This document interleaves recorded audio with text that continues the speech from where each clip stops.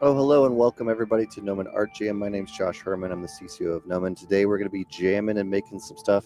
Alex is here with me today, so I'm going to get him on the stream. Hello, Alex. How are you doing? I'm good. I think I'm happy to have made it to this point of the day. Ready to jam? Ready to make some stuff?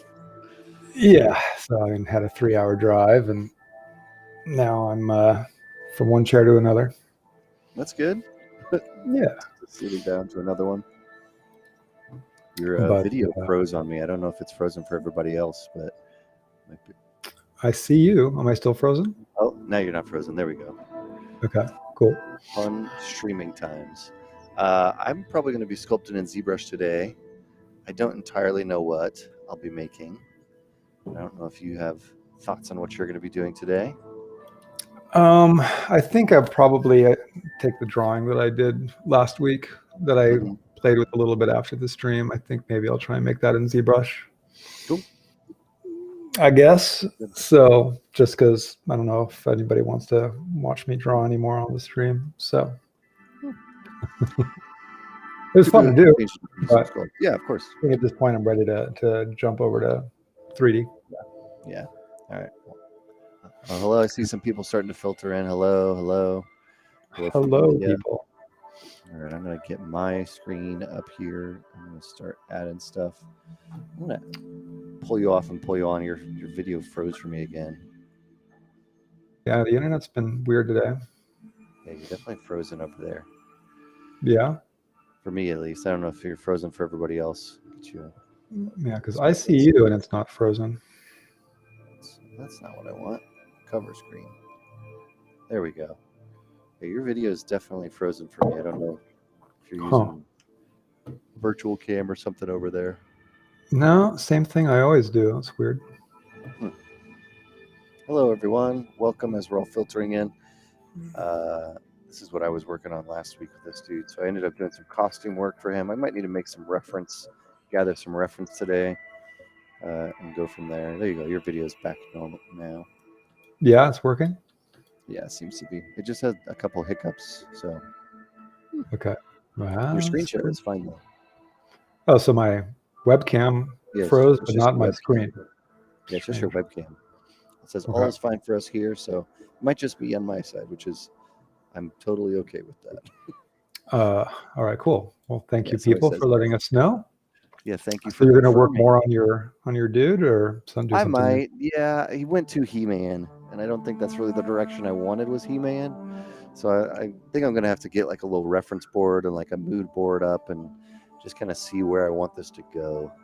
Because I kind of like I like some of where it's going, but I think it just needs like a push in a direction rather than some forethought, rather than like just making it up as I go, just making shapes. Right. So looks cool though. I think I'm probably gonna, just do some reference and maybe jump into Photoshop and make a mood board or something. Okay. Cool. Well, I've got my drawing from last week, so I think I might see if I can make this guy in 3D. There you go.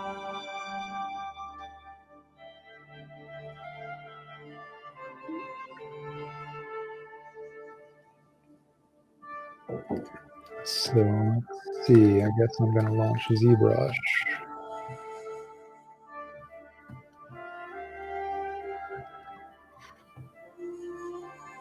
You gonna try sculpting from that head today, or are you gonna do the sphere? Probably do the sphere. So yeah, I mean he's all one piece, so sure. Ultimately he should be pretty easy to. Don't have to deal with a bunch of subtools or anything. Yeah. Can't go wrong with He-Man. That's true. I think adding like a little spacey environment to this character, I'm kind of cool with, but I don't want it to just like be very like He-Man was like very graphic shapes for no reason. And sometimes like adding something to a character just to be, to have that theme. Is that an 80s movie, the He-Man movie with Dolph Lundgren? I think so. It probably is 80s, isn't it? Yeah. I just remember it's a Drew Struzan poster, I believe. Which is pretty cool. Definitely a super, super weird movie. Yeah, for sure. All right. Let's see. What am I going to do? All right.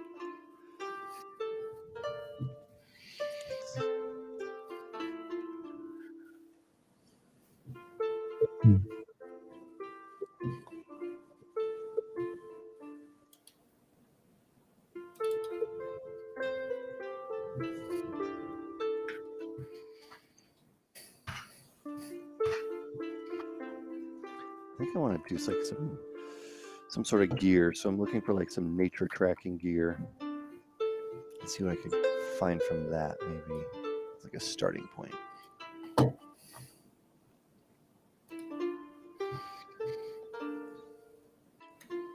Has there ever been anybody like really badass in a poncho? I feel like that's something that somebody could wear. I feel like isn't that Bruce Willis in Unbreakable? Ooh, yeah, he's wearing like a rain poncho. Mm-hmm. Mm-hmm. That's a good call.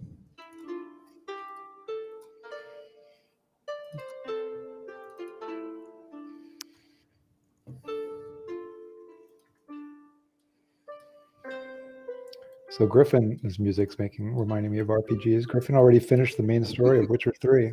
Oh, that was fast. That was like a week. He said he was going to like do all the side quests and everything. Yeah. And take his time. And I think he just, once he realized he could cruise through the main story, he did. Mm-hmm. That's funny. So yeah, so now he got Heart of Stone, the expansion. So now he's going through that. Oh, nice. That's cool. But yeah, like when he finished the main story, he texted me. He's like, "There are no words to describe this game." I'm like, "That's right, man. I've been telling you. I've been trying." Yeah. This is the fantasy Twitch friendly playlist. So hopefully it's not getting flagged on anything else.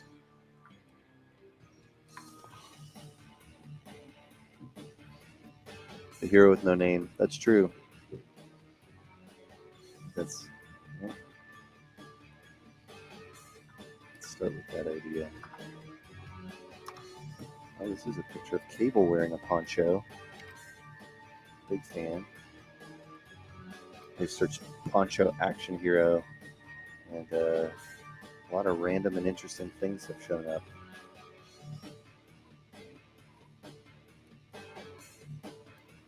I guess a cape is somewhat similar to a poncho. It's just like a front cape and a back cape.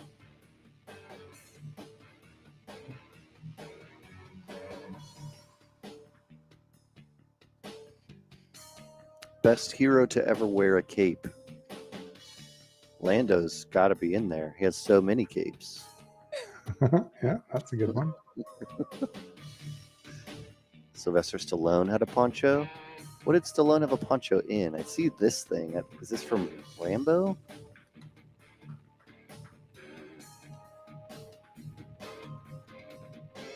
Yeah. We gotta find it. Cobra. Oh, it was Rambo? Yeah. Cobra's amazing. It's a film that was made that is unique, but it's fun. Maybe amazing is a wrong term, but I like it.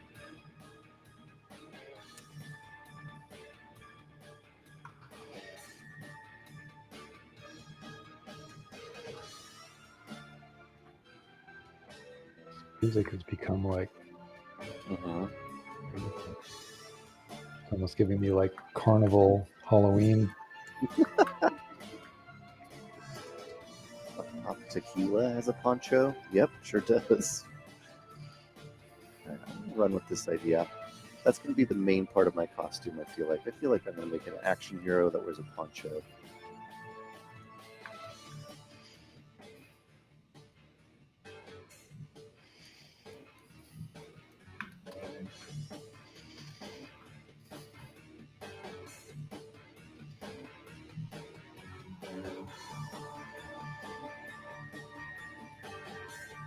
Somebody says, I have a whole winter medieval scene to do in front of me, and now I'm here staring at this ginormous mood board and already freaking out inside, imagining the amount of assets I have to deal with. yeah. When you have like a big one and you're like, oh, this is going to be a really big project. I have to make all this stuff. Ooh, okay, I like this one. You think of Tran and the Nino and all that crazy stuff she made for those sets. Yep. You see that they made a NFT? I did. It was one of the heads she made, right? Yeah, but they did it on a foundation profile that's called Rice and Bean. So it's both of them. All right. Just like,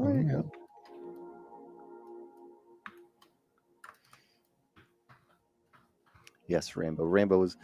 Do you have Did you ever like the Rambo series?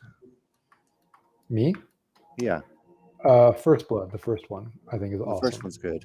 Yeah. And then they went in a completely different direction. They went really weird really quickly. He also got so buff so quickly. Yeah, for sure. But I don't know. I mean, it's like I've rewatched First Blood for sure, like, a few times over the years. But the other ones, all the sequels, I don't think I've ever had any desire to rewatch any of those. What about you? No, same thing. I mean, except for I remember watching the Rambo when it came out, like in theaters several years ago. But I don't think I've rewatched any of them since that.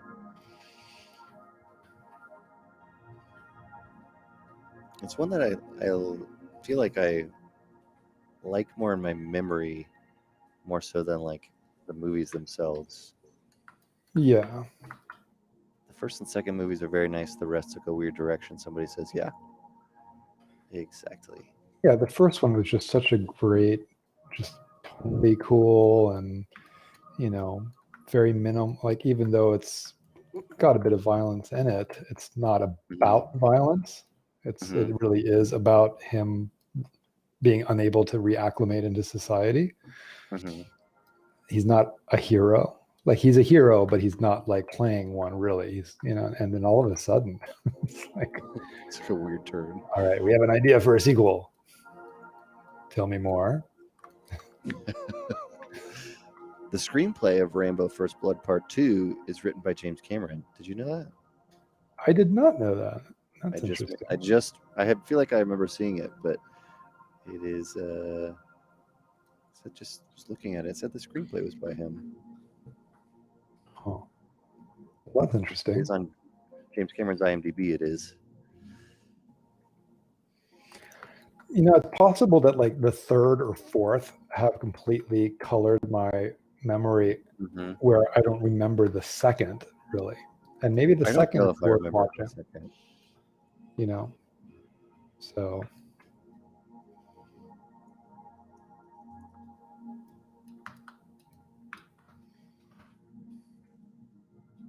Yeah, maybe the second one is worth watching. I'm just looking at pictures of ponchos. This is what I've always found interesting whenever you start a project and when you're going to do a project, is when you're like, oh, I'm going to research something that I don't really know about. And you don't like necessarily become an expert in it, but you get to know that thing way better than like the average person. I always think it's get deep into some topic to like be able to learn about it. Do you guys like display tablets or normal digitalized tablets? I assume you're meaning like Cintiqs versus like tablets. I personally like tablets. I'm not a big Cintiq style person. I mean, I think they're both cool. They're both cool. I just prefer I'm on a tablet now, and it's fine. Like I was saying last week, like I think the Cintiq for drawing, kind of like an iPad. It's like an iPad is, amazing for Procreate. There is something about, having it be more like traditional media. But at the same time, the cool thing with the tablet is you can have a bigger monitor. So I've heard artists say both. Like I've heard a few artists say the bigger monitor thing, that they prefer having a little tablet because they can have a huge display. Right. And the big Cintiqs are crazy expensive. So it's kind of like, you know.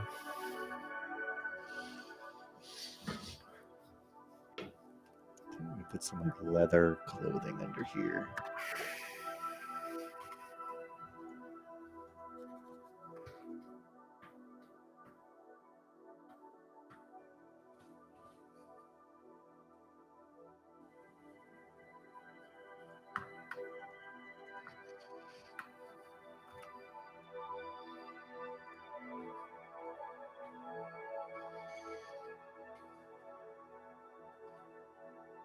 I have to say, Etsy is such an interesting place.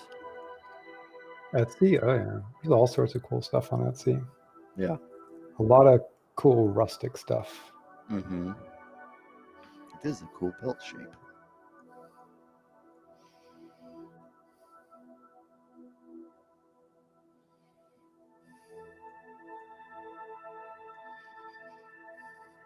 The shawl kind of idea.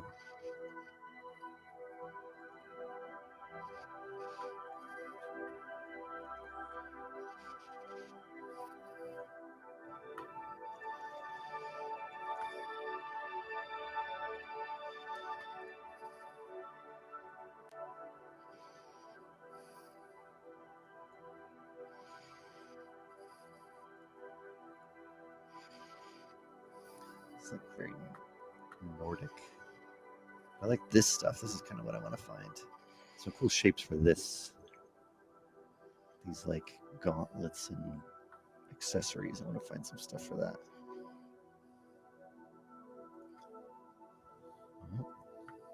Leather clothing is a very different search than leather armor.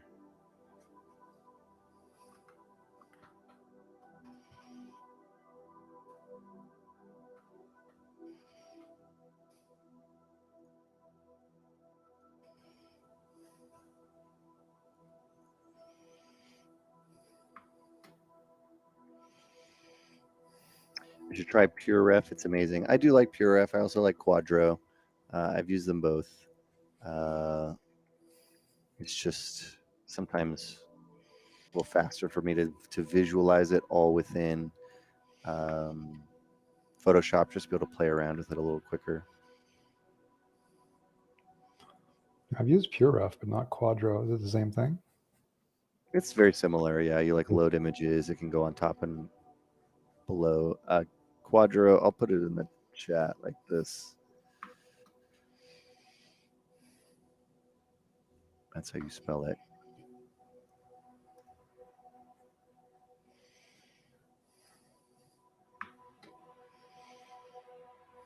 Some simpler things. I would like to bring some sci-fi and elements into it. I don't want to bring like 100% rustic. Try to maybe find a balance. What could be a cool sci-fi thing? Yeah, Pure Ref is super powerful.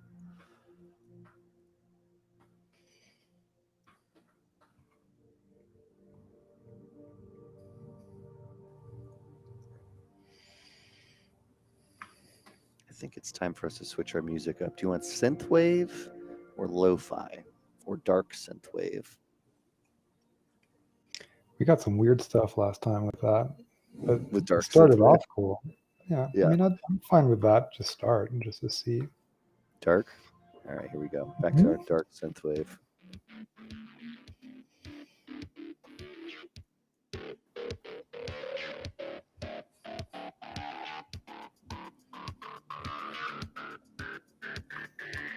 All right, kind of.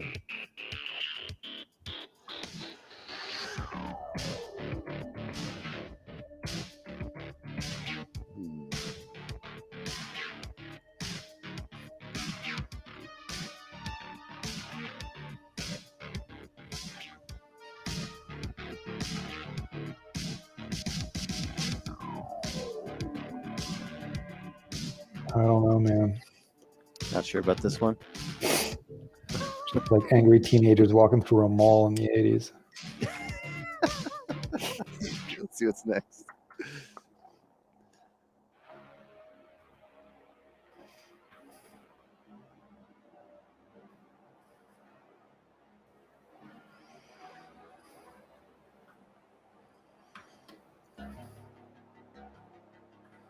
CG Rockstar. That is not. That is a OB6 Dave Smith synth on top. But I could see why you'd say it looks a little bit like a Moog.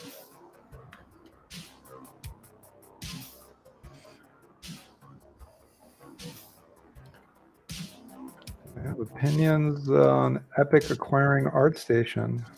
I mean, I'm happy for Leonard.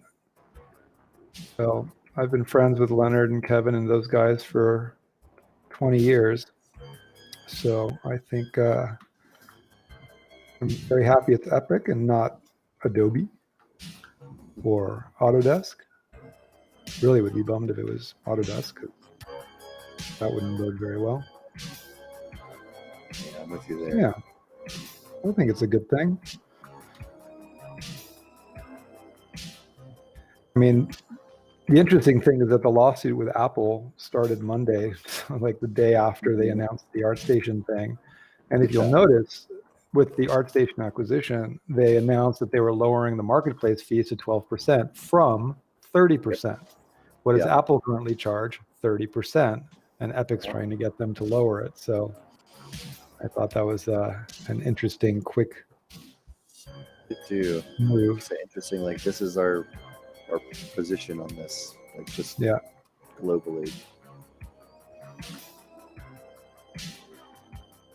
But yeah, I mean, Epic has done so many acquisitions, and most of what they're doing is cool. You know, it's like, so I think it's awesome. Mm-hmm. And then I start that fellowship soon, so I'm going to be lost in the vortex of Unreal Land. Mm-hmm. I'm excited for you. So yeah, I just got an email today from Epic, so cool. It's like, hello, fellows, with like info for Tuesday, which is orientation day. Mm-hmm. So yeah, I will be learning Unreal full time, like 40 hours a week for 5 weeks. Mm-hmm. So that will be interesting. That'll be fun. Yeah, I think that'll be cool. Yeah, I'll probably be able to join the stream next week, but then after that, just because the fellowship is during the day, mm-hmm. then I guess we'll have to talk about that at some point. Yeah. Figure out what the plan is.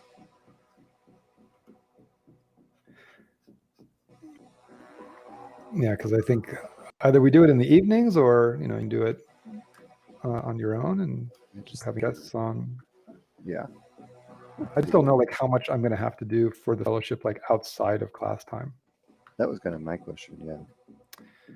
So, well, I mean, it seems like it's kind of, I think a lot of people just want to use the time outside of class time to just keep playing with Unreal. And it's kind of just like, being a Gnomon student in the end. It's just like, yeah, you've got class, but then you want to play with everything you learned. Yeah. But like, I don't know if there's like how homework works and all that kind of stuff. Yeah, they have a fellowship. If you Google Unreal Fellowship for virtual production, you'll see it on the Epic site. And I know a couple people who have done it. Miguel and Tran from Gnomon, they did it and had never used Unreal before and really, really dug it. So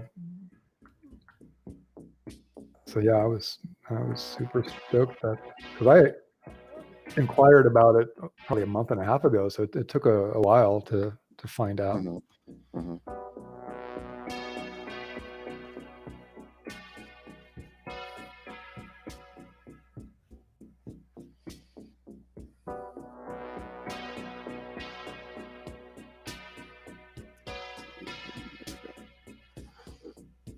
Says they're not accepting applications just now.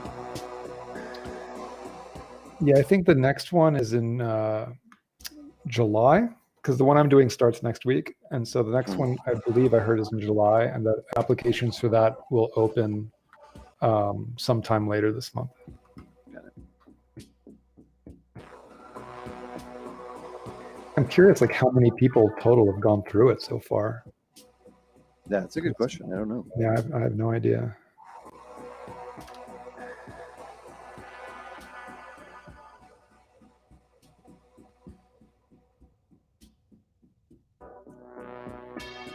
sort of feels like Drive. I think we were talking about Drive the other day. Mm-hmm. Yeah, I don't remember the name of the musician. I just remember the album was called Testarossa. But Is it Kaczynski? maybe. Is there a master's degree program at Gnomon? No, we do not have a master's degree program. Yeah, and no plans to have one. We're going to try a little dynamics here. Let's see how this goes.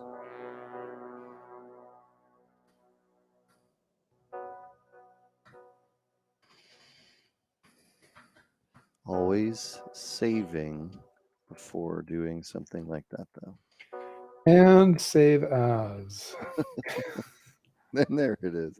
Oh, it just disappeared. All right. Let's see. What's today? Today's Cinco de Mayo. Happy Cinco de Mayo. It is. Or Revenge of the Fifth. If you're a Star Wars fan. That's funny.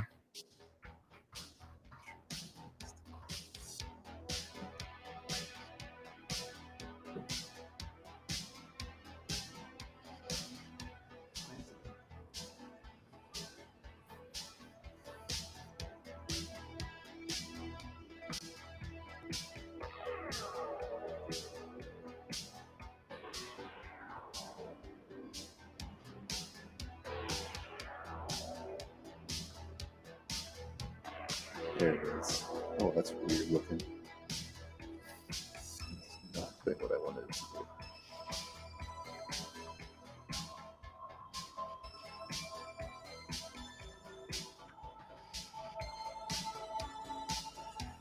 Okay.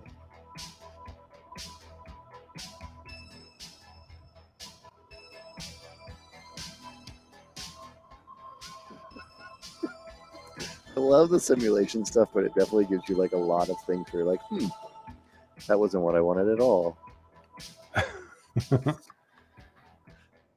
This is the loosest poncho. It's like, whoop. Let's see.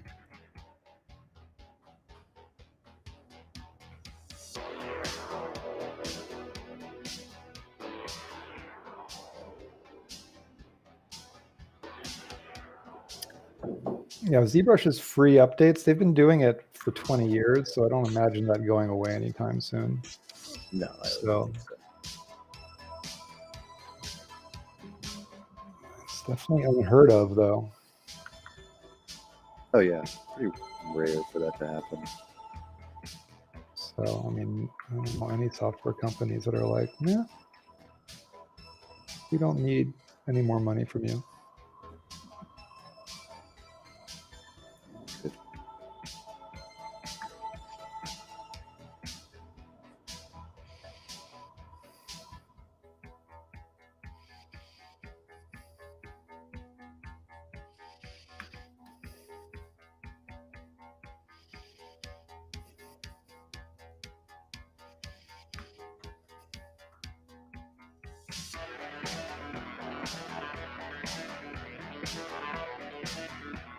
Like one side of this. So what if I mirror well? Okay. Yeah. It's turning more into a cape. I'm okay with that. So that ponchos are capes on the front and the back.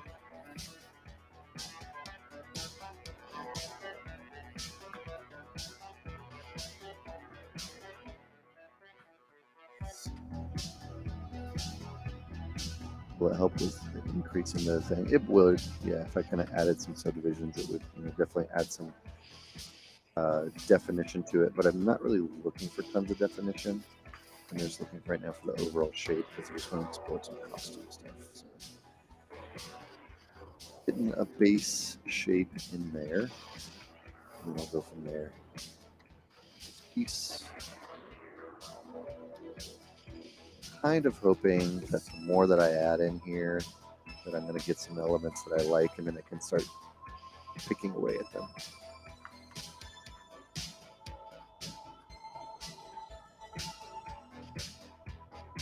To even even in some of my reference here, you'll see that some of these are layered and doing different types of things. So I kind of like this over the shoulder thing. So I'm probably going to do some shawl types of things, and then like this cross shawl or something. I'll try that with a piece of fabric. But first I'm trying the traditional looking one.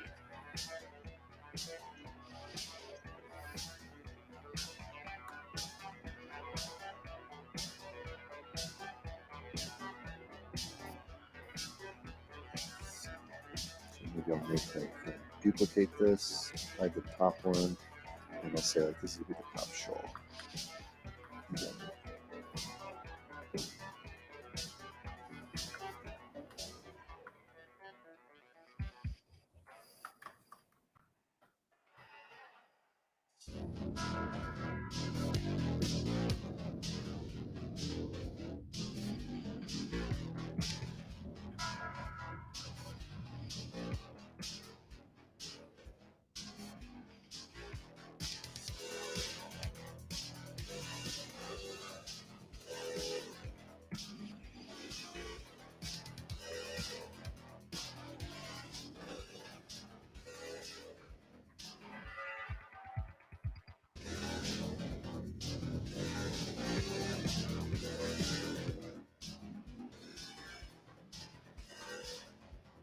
Making do with Mudbox. Well, Miguel and Tran like Mudbox. Ian Spriggs likes Mudbox, so you're not alone using Mudbox. Yeah, there's definitely a lot of people that like it still.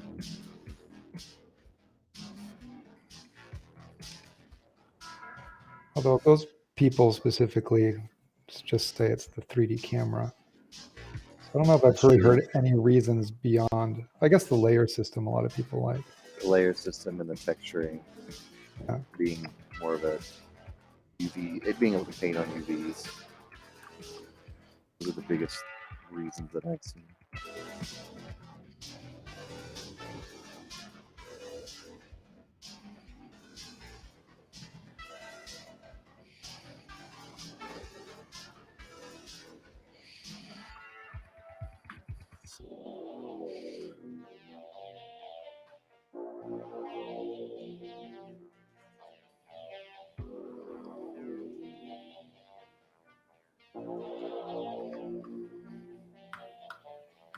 Does ZBrush have artifacts when sculpting in symmetry? It shouldn't, unless you started at some point sculpting without symmetry on, and then it will still try to have the symmetry, even though the geometry won't be mirrored, and then you can get artifacts because it's affecting one side differently than the other. Yeah, I've had that happen. Yeah. Accidentally Really turning off symmetry, and you're like, God damn it. What the hell? You can restore it. Yeah, you can. Or you mirror. There's a lot of ways to kind of make Yeah, it they made it a lot easier to restore symmetry than it used to be.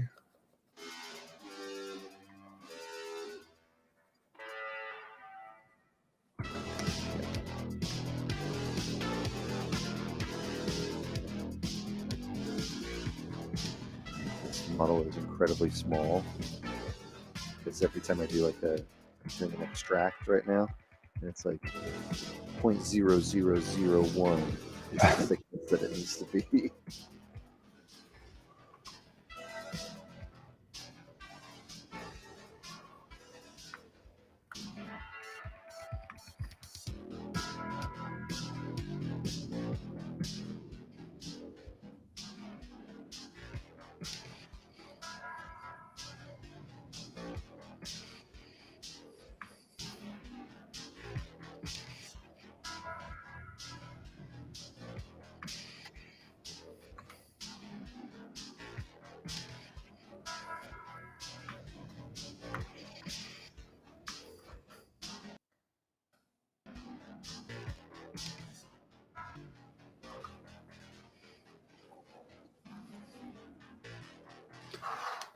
Miguel. Hello, Miguel. We were just talking about you. Just talking about how you like Mudbox for some reason. For some reason. He's just old school. Yeah, there you go.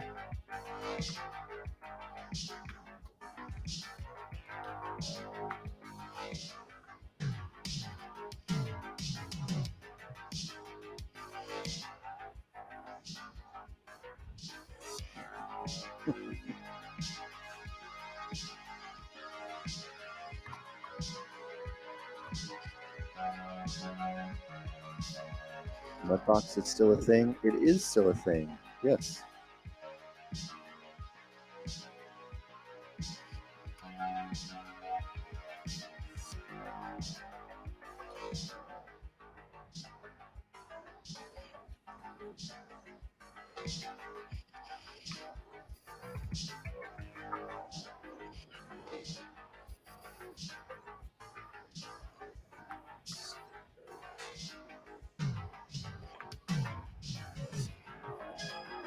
Little mini drum solo has a mini in the air tonight kick. I feel like that's what they're going for.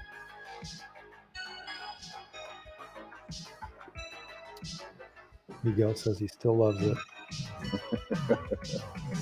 Love is a powerful emotion. Yeah.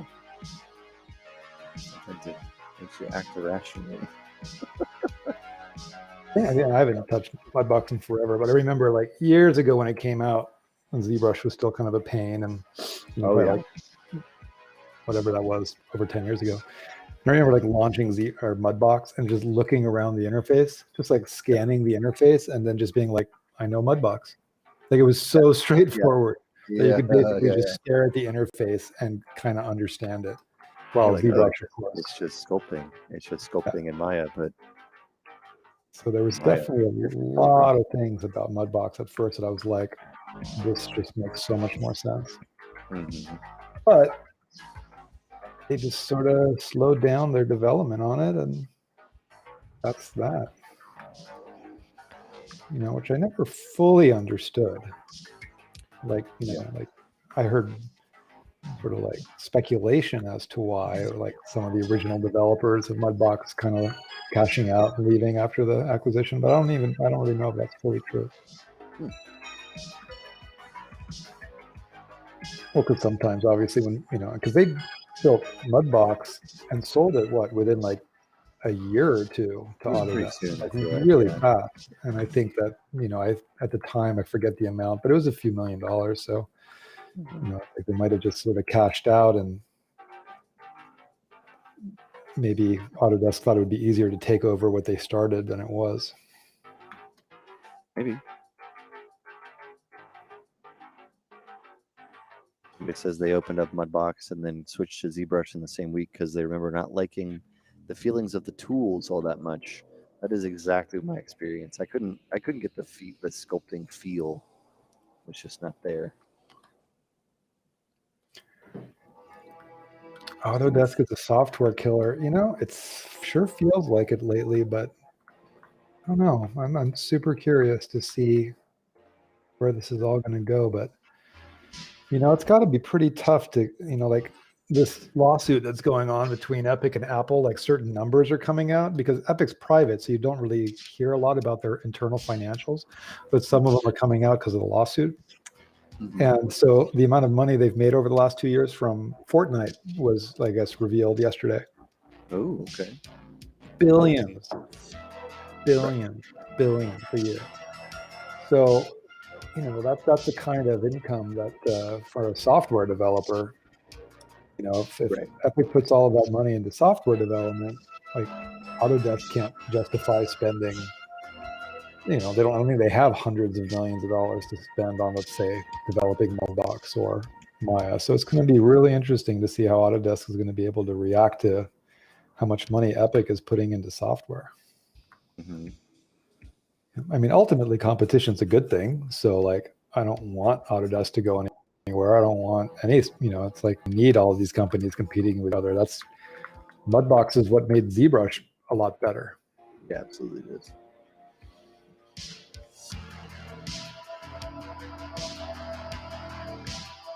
But, Autodesk is a big company. They're not going anywhere.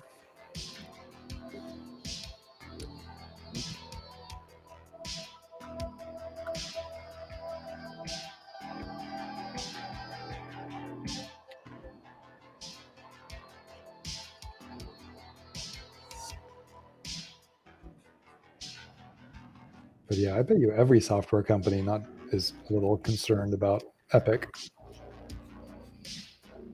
Just like what they're doing. Well, the cash they have to software, and the fact that they actually have, you know, people at the top that have a lot of cool ideas of what to do with that money. You know, so I think the consumer wins, but if I had a software company, then I guess, you know,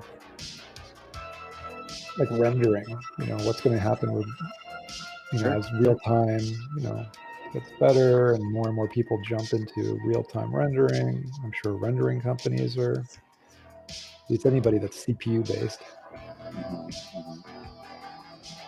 I don't know. I think it's all exciting. I think we're all going to win. Users. Yeah, the users definitely do.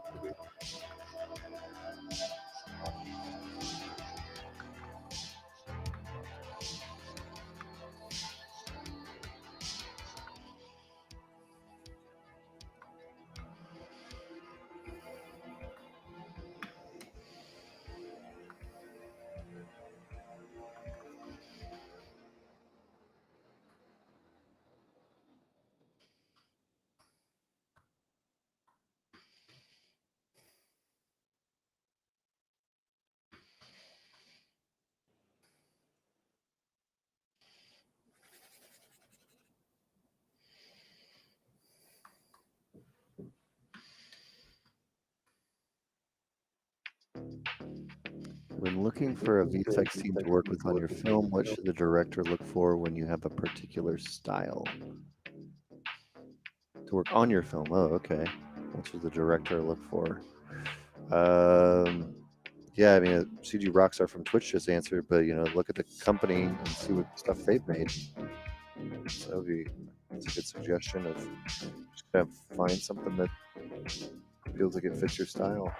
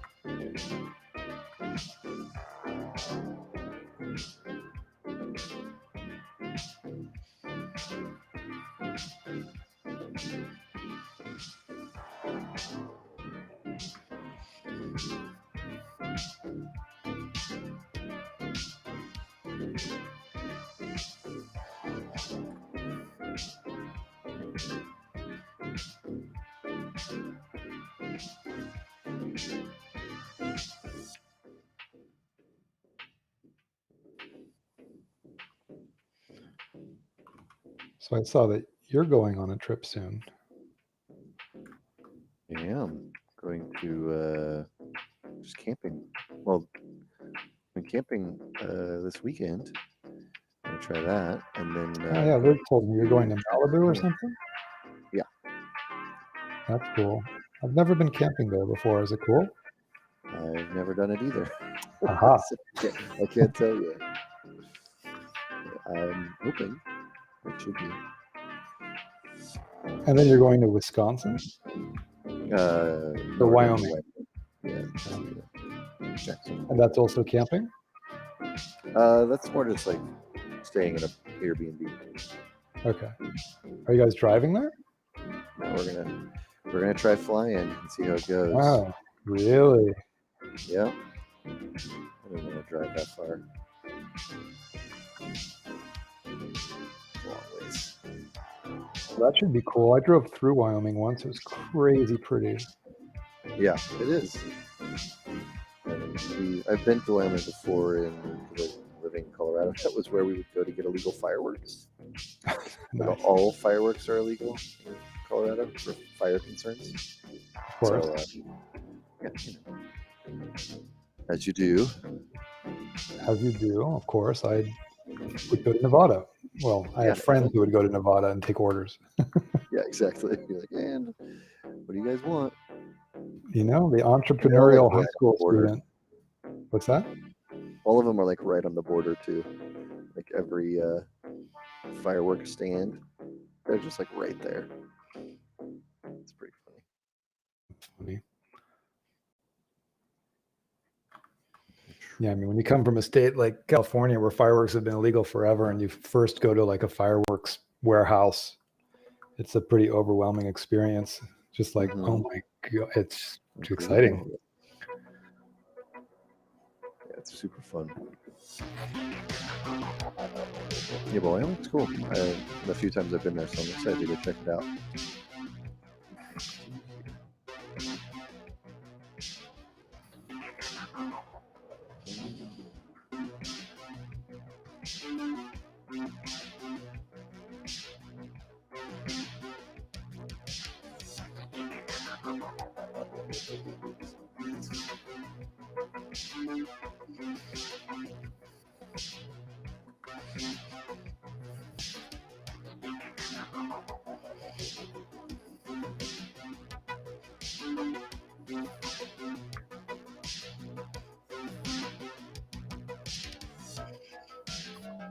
Yeah, there's a ton of stuff in see people chatting about ZBrush, and it's just got a lot of cool features in it. I think is my favorite thing about it is there's so many ways to work that they're not necessarily standard in other programs.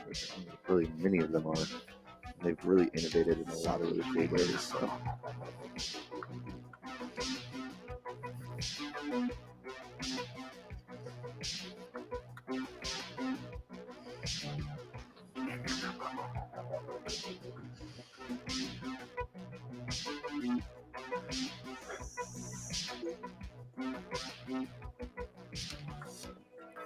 India, my home state, alcohol is banned. Funny thing is to say with the highest alcohol consumption. Yeah, that's how that works. Prohibition doesn't work very well. We got a lot of good gangster movies out of it. It's true. Didn't the mafia pretty much rise out of prohibition and all of that stuff in the What I remember, 20s, that's what I've heard. 30s?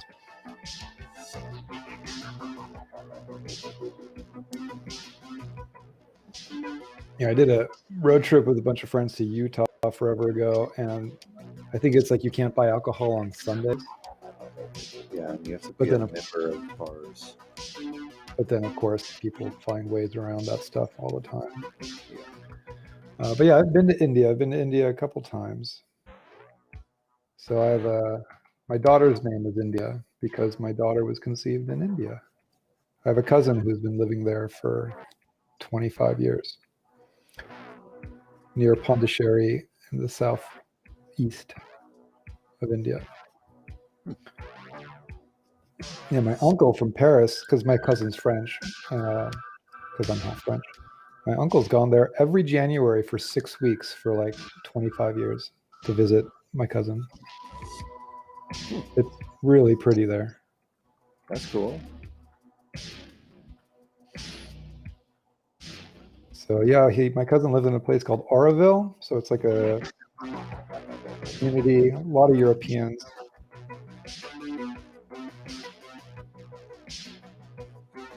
Hopefully I'll go back there one day.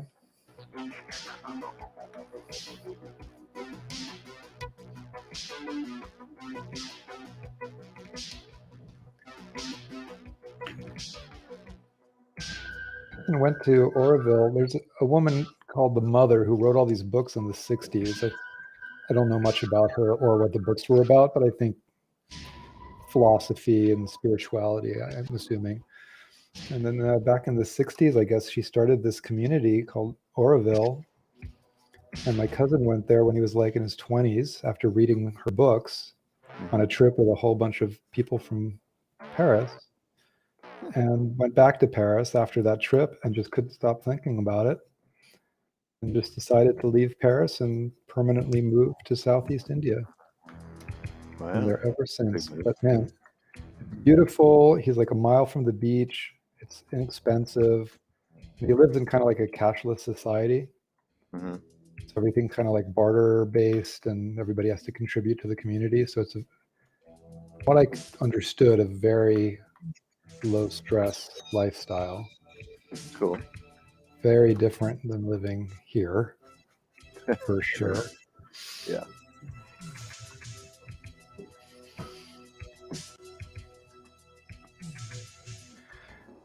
Yeah, I've read the headlines about COVID in India. It's horrible. It's so surreal that as we're slowly coming out of it, to see this big outbreak happen in India. It's very sad, of course. Such a huge tree and so many people. So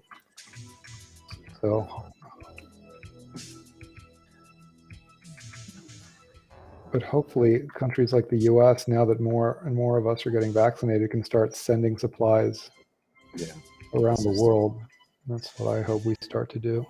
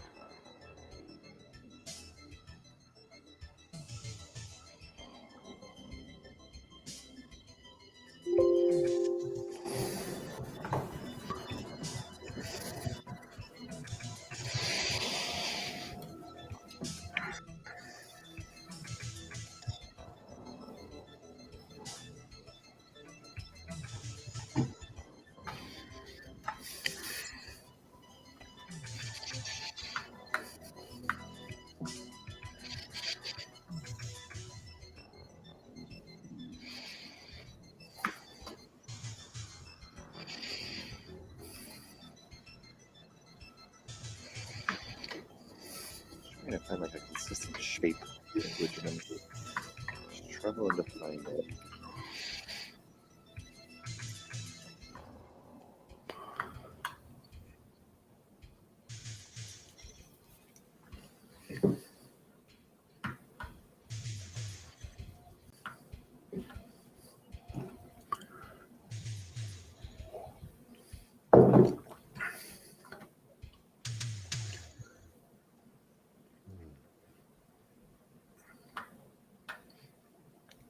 Yeah, that all sounds pretty rough.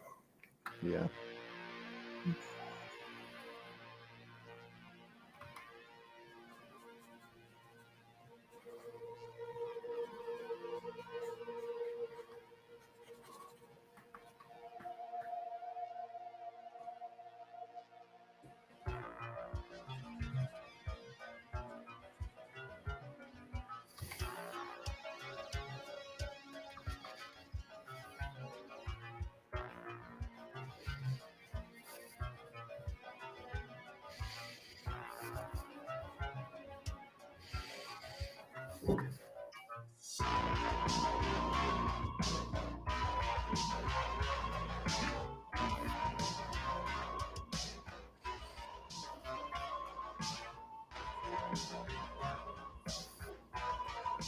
Sorry about the music on this one. Should we try another one? Sure. Is it time? All right, let's try another one. We need like a community poll on skipping a song. Yeah, right. That automatically skips if everybody if they all like enough. It's like the golf sometimes show. I zone out and don't really notice it, even if it's were those still here. We'll go to straight up synthwave. All right.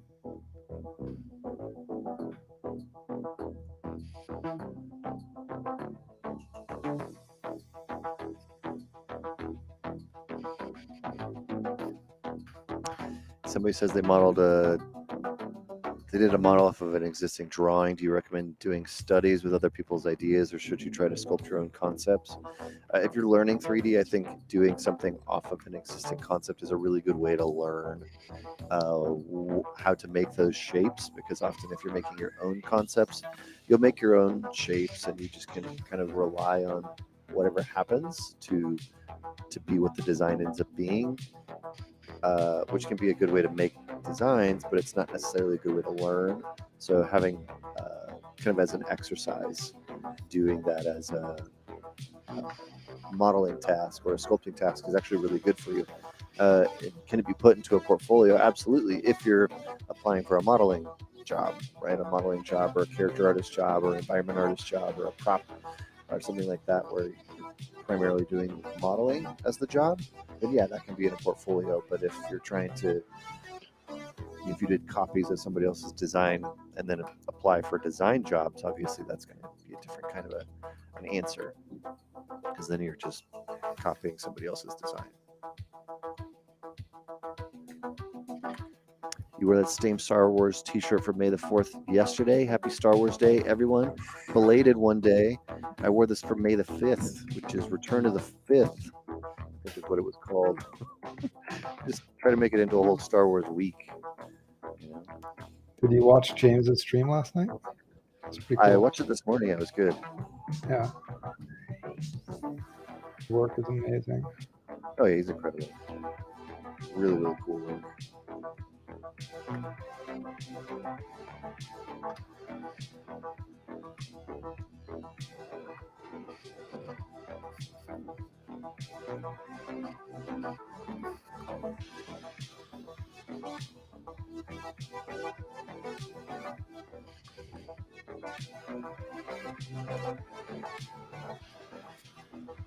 of weird.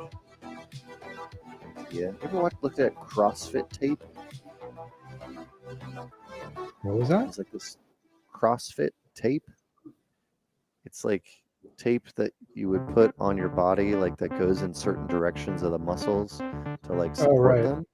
I've seen professional athletes wear it, but I never fully understood what it did. I think it's to like add additional support in some way.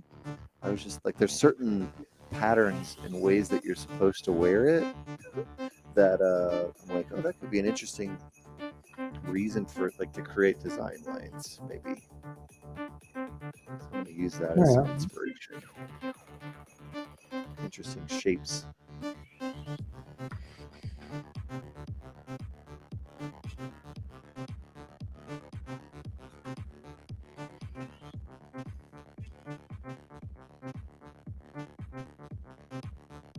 This guy.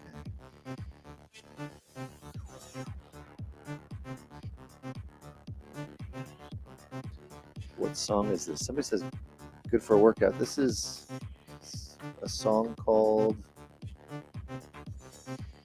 Tonal Balance Life. Tonal, like the workout thing.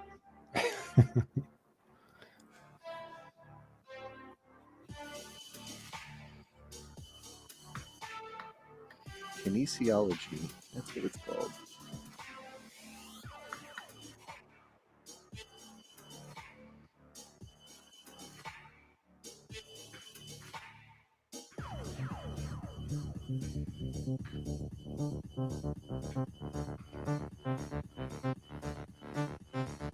I don't know about music though. It's making me feel like I need to speed up. Well, this is a time crunch thing, right? That's true. Gotta keep the energy high.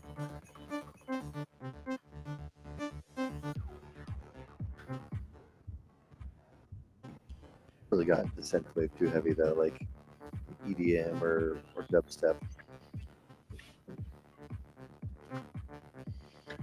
Drawn skull. Yeah, I would say find concepts by professional concept artists, because that's basically what you're going to encounter in the workplace. Yeah.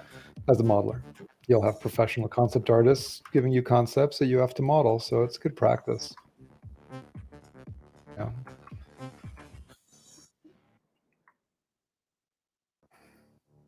And I think there's different levels of complexity of working with concepts. So it's like you have concepts that look like a pencil drawing, and you have concepts that look like James Klein stuff, like very realistic, very rendered. So being able to interpret both types, you know, from super simple where you have to fill in a lot of gaps, that's a really important skill, like finishing the design.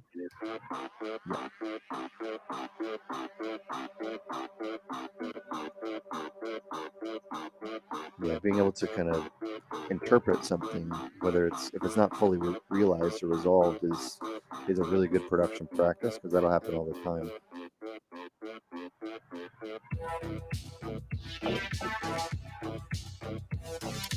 Mizumi, I've contributed to books, there was a book, I think, for Maya 2 called like Maya 2 Character Animation that had my stuff on the cover, and I contributed like some chapters. That's like that's like gotta be 2001 or something like that.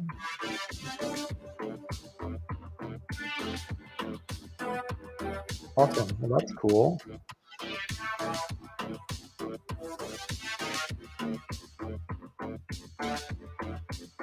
I don't know about this song, man. This is the whole playlist. We'll change the list. Let's see. I think Vaporware, Synthwave is going to be the same. We have epic music, which is sort of like soundtracks for movies that you've never listened to or seen. And then I think we had fantasy again, or lo-fi. Anybody in chat have a preference? Fantasy, epic, or lo-fi?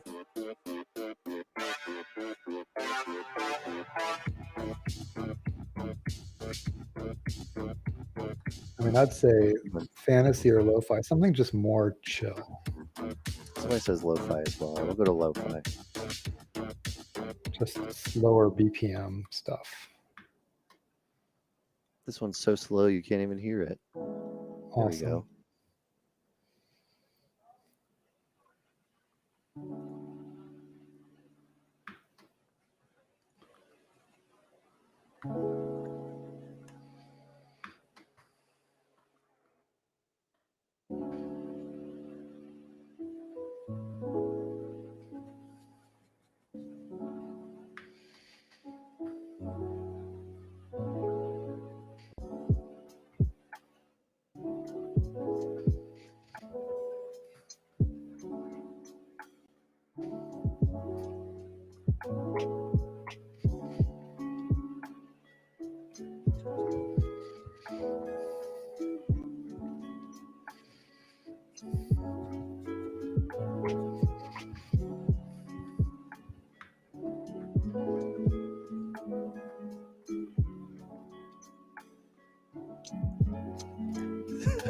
Somebody says, almost up for 24 hours. This music will make me sleep soon. So that's good.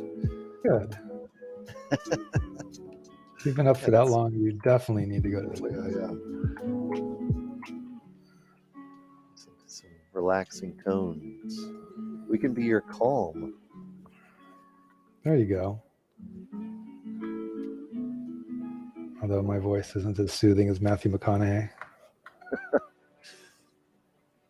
That one guy from Game of Thrones, the Irish dude. Oh yeah, he's on there.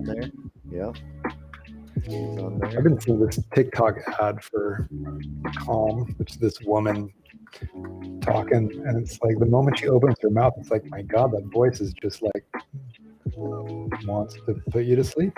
It's weird. Some people's voices are just so. Yeah. Nick Offerman is on there. Oh, really? Yeah, I think he was on one.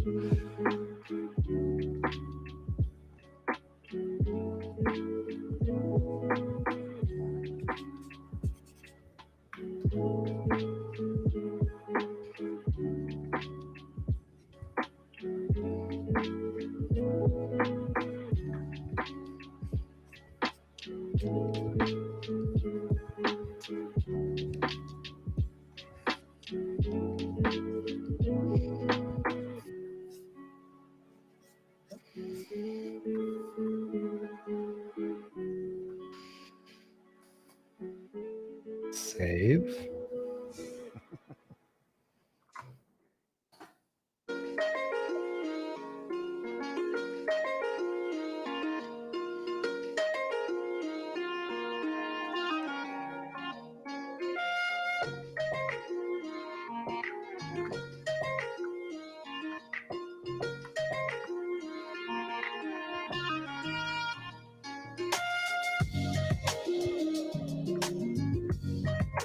This one has a much more specific beat.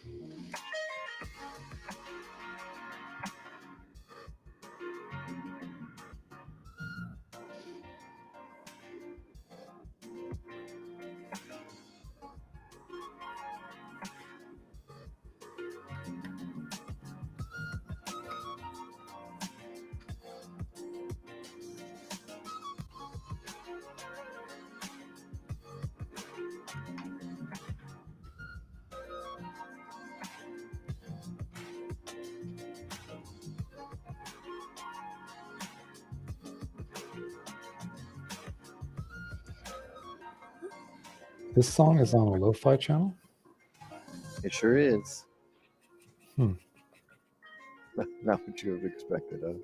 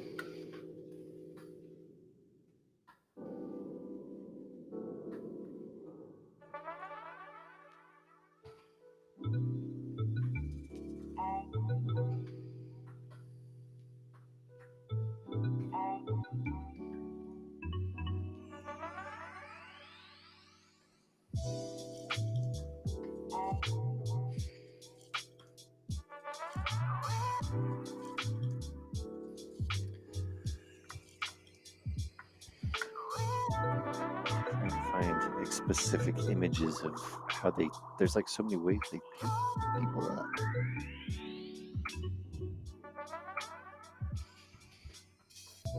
Some of them are cool looking, and some of them are just like a piece of tape.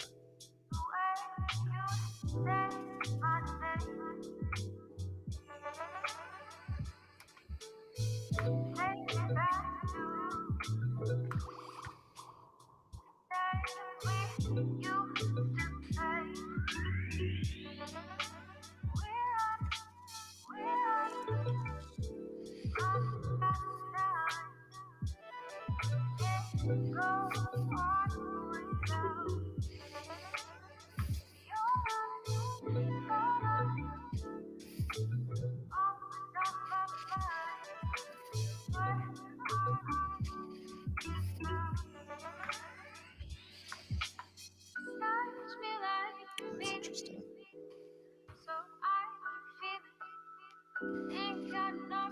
I found these images from lymphatic drainage, where you get all these tape on your legs. Okay. There's these really interesting patterns over here. Oh, weird. That's crazy.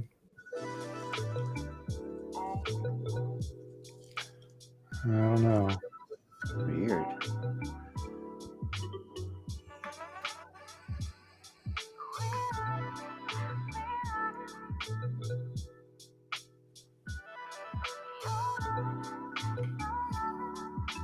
Not sure about this song. Really not sure about the tape. That just seems a lot of work to lay out those patterns with the tape. Oh, yeah, like a lot.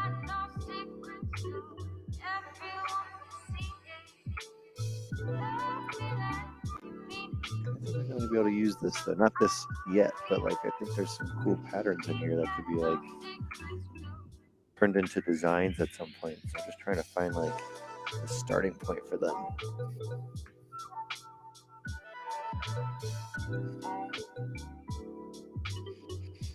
What monitors do you use for your work?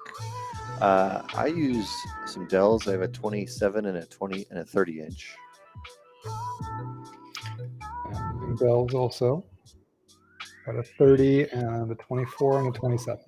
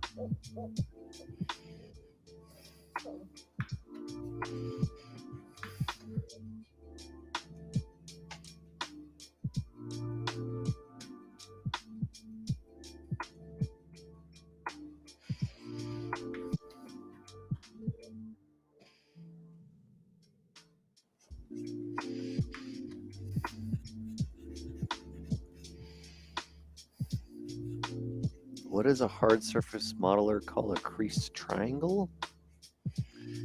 I don't know if I don't know if that's a question or like a joke. Is there like a little...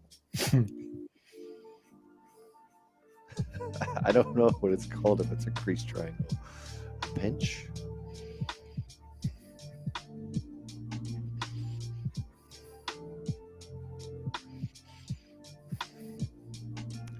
Try harder. It was a joke. I set myself up for that one. Yeah. Yeah.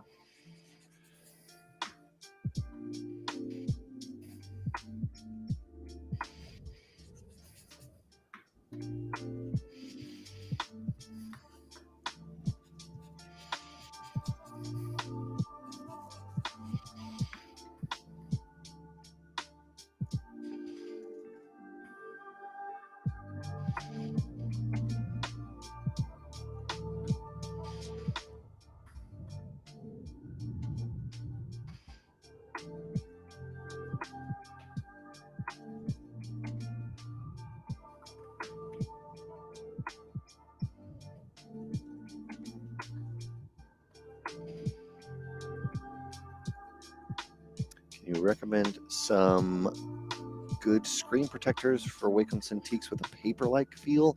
Oh, I don't know. I've never used a screen protector for a Cintiq, especially not to find a specific feel. Sorry.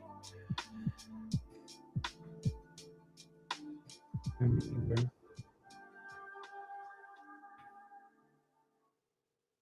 aware that's a thing. Yeah, I know of people that look for that, but I've never personally searched for them. Yeah, they definitely sell them like for iPads for people who like wanted to have like more resistance, so it feels more like drawing on paper instead of being so smooth. Yeah. Because you're basically drawing on glass with an iPad, so I kind of get that. But like my Wacom tablet already has a little bit of a texture to it. Yeah. Yeah.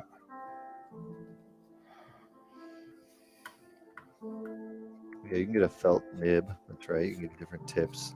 They're usually very Jurassic Park-like in this thing. In case you didn't know that for some reason, they're all hidden in here. Yeah, I just years ago, like I saw somebody share that, and it blew my mind. It's like, wait, what? Open my little thing, in there the whole time. Holy! Yeah. Yeah, that was exciting.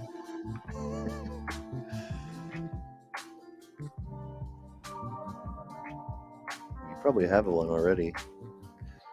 No Wacom. There's like one in here that has a little white dot in it. You can kind of see it at the top. That one has like a felty tip to it. The gray ones are very like, there's a couple that are more rough that kind of give it like a scratchy texture. And there's a spring-loaded one in here somewhere. Give it more bounce. I use the normal one. You've gone through and experimented with them all? I have, yeah. Like I'll try this one here.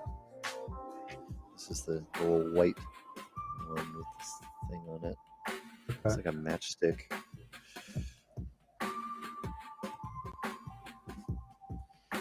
I'll spare you all the sound of me getting it out with my teeth and use their little tool that they got that comes in there, the ring.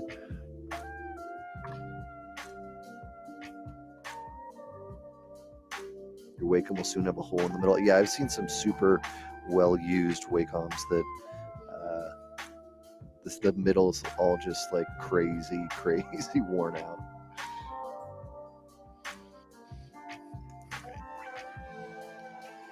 This feels like squishier, I guess. It's not necessarily more paper-like.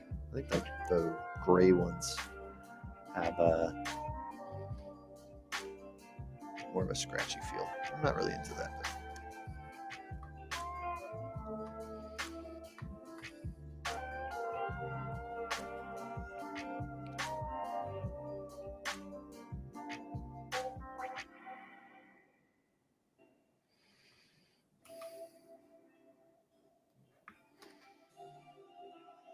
even this, it definitely changes like the feel of it. It feels like I need to push. I need to put more pressure in. Make the shapes that I want to have happen.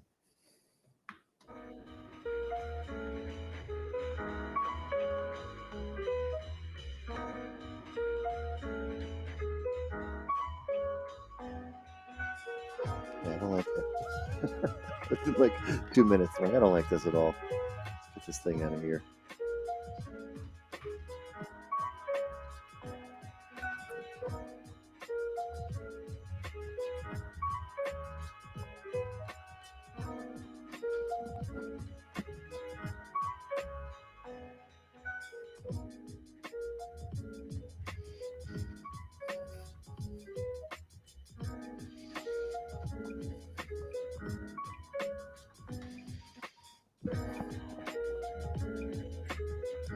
We heard about Cascader animation software. I have not heard of that, no. Either. What is it? I have no idea. What is it? Chat?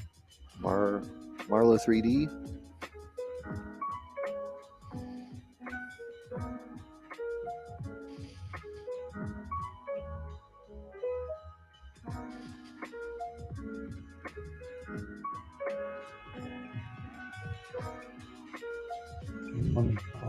Can you speak a little about the kinds of political or intra-worker tensions that happen in a creative studio? Well, you could ask that question about just what is it like when you put a bunch of humans together in a space? So whether you're talking about, our industry or any industry, people are people. Some people get along, some people don't. Mm-hmm. So intra-worker tension, I think, is just part of working on Earth with humans.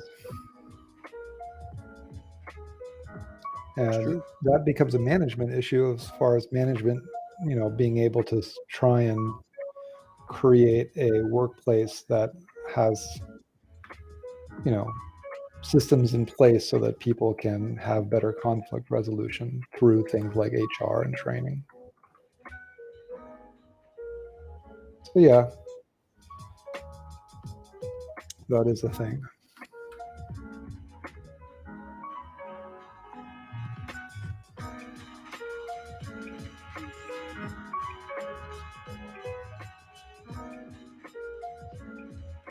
Somebody says it's a physics-based thing. It looks really promising. Basically, it's a super easy and fast in there to create a rig, and then you can animate on a physical basis.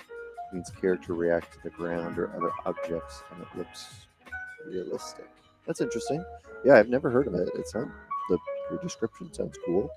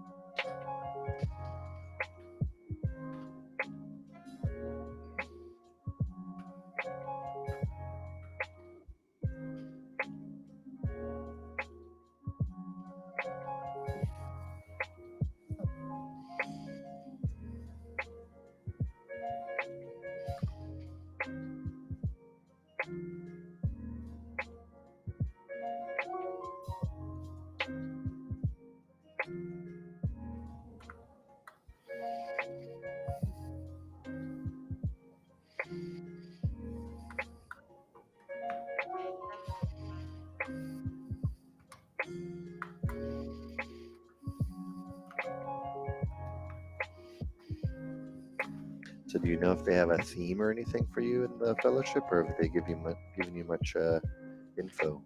Nothing. Or even allowed to talk about it? Is it super NDA? What's the? I asked that, and I am allowed to say that I'm doing it, but I don't know yet if I'm allowed to talk about what we're taught during it. Got it. Because I just asked when I got in, I'm like, am I allowed to tell people I got in? They're like, oh yeah, right, sure.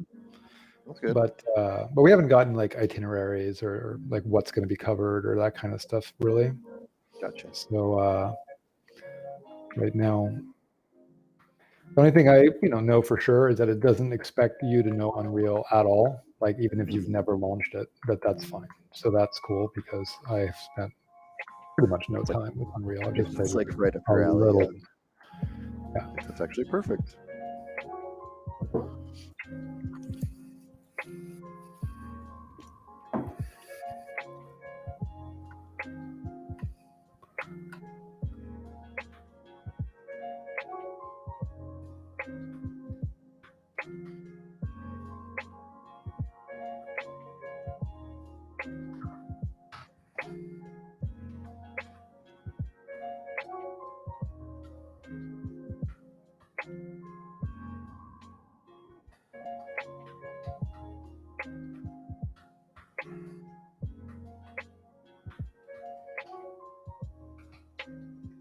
But it's not game focused, so it's virtual production focused. So don't know what that'll mean specifically, but it seems like it's geared as a class for people that are transitioning or who know Maya. So like more like people from like a film background as opposed to a game background. So I don't know what that will mean specifically, but I assume they'll just try and put things in context of like, well, if you're used to doing this in Maya, this is how you would do it here. And then this, they'll probably, I assume, cover a bit of how to go back and forth between the two. Yeah, I would imagine so.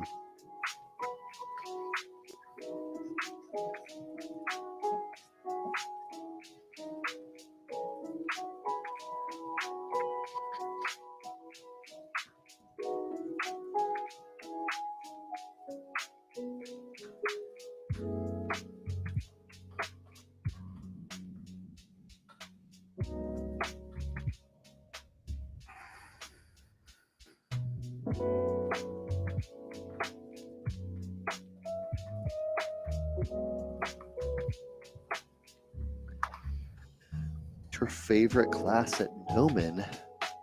Oh, that's an interesting question.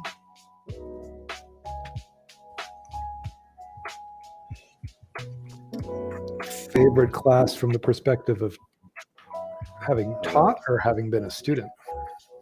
Yeah, that's what I was going to ask. Like, I think it depends. I'll ask you, what was your favorite class to teach? Portfolio, demo reel. Yeah. So, I mean, that was definitely, I mean, I taught a lot of classes over the years, and they were all good learning experiences. But I think demo reel was cool just because it was upper term students, and so everybody was very capable, and it was really cool to see watch people basically develop their reels. And so over the course of 6 months, just seeing people go from good to awesome was really fun to be part of. Right. I mean, it was fun to be more of like more of like an art director as opposed to, like filling in gaps. I don't know, it was fun. Like I'd have to have a set lesson plan. It was kind of like reacting to what the students needed. Yeah. So that was fun.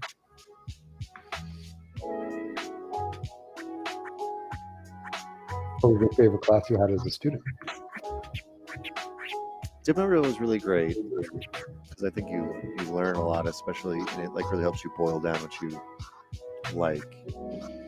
For me, I think even having known 3D before I went to the school, Intro to Maya, you learn so much in that class.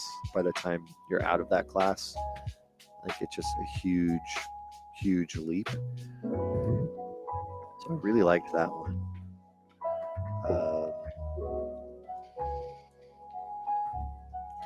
Environments for games I really remember liking. Characters for games I remember really liking.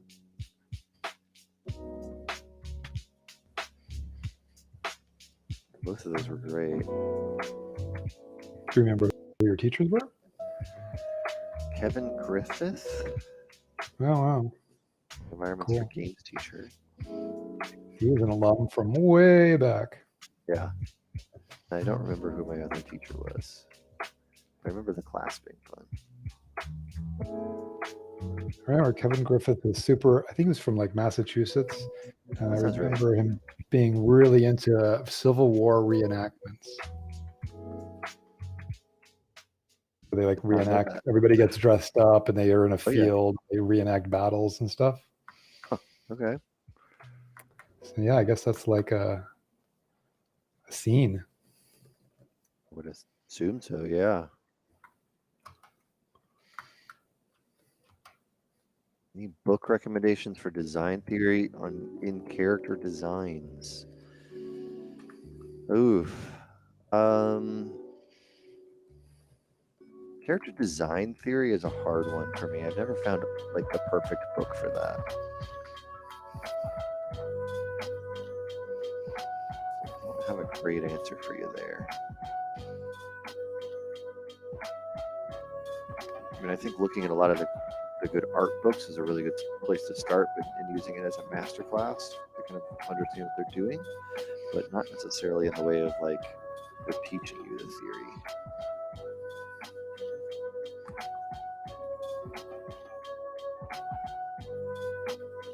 Just character design is so many different things. Mm-hmm. Like costume design is such a big part of it.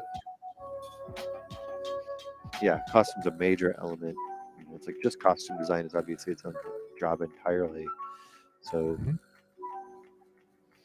I think it's hard to say, because I've seen great ones like just for animation, just for comics, just for a lot of things, you know? Yeah.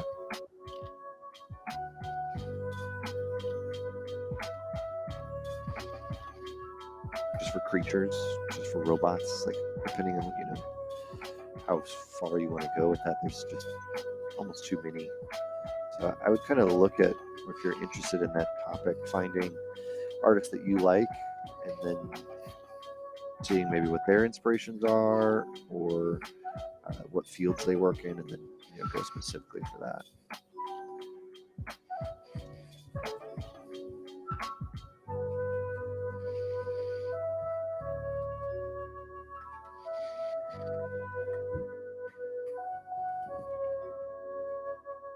As an aspiring filmmaker who's working to get his BFA, do you think I should learn some VFX or just befriend and build relationships with VFX and concept art teams? That's a hard question. I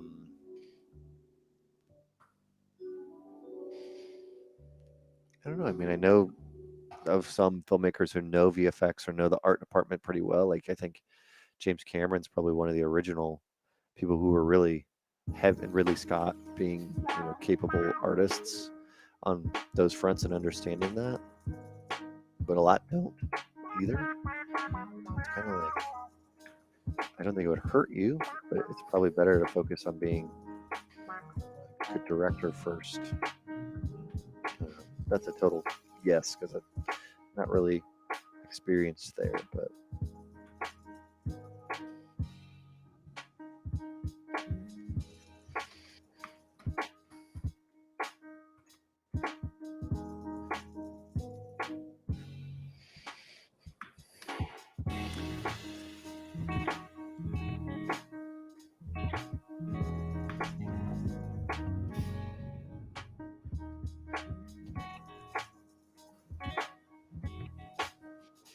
wasn't David Fincher even working at ILM? I don't know if that's true, Alex. Do you know if that's true?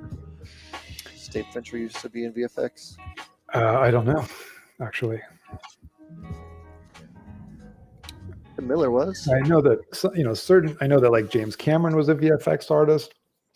I know that like Wes Ball was a CG artist. Neil Blomkamp was a CG artist, VFX guy. But I don't know about David Fincher.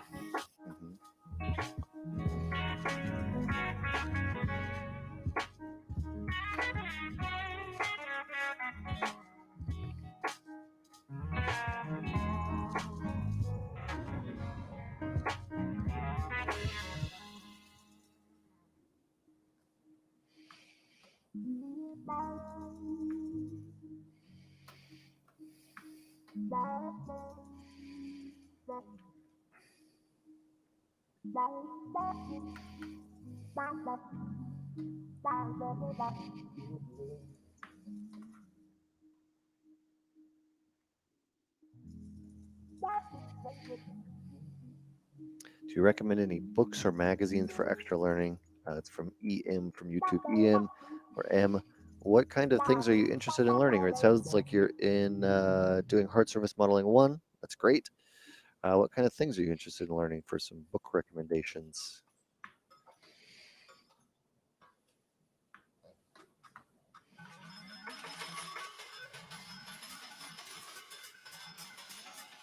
Sounds like a casino.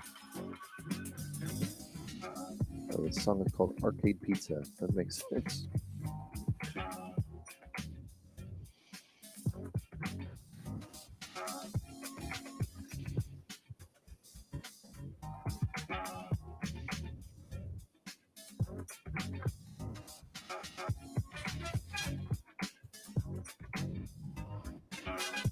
It's like some funky stuff. Yeah, I don't know about this one either. What's happening?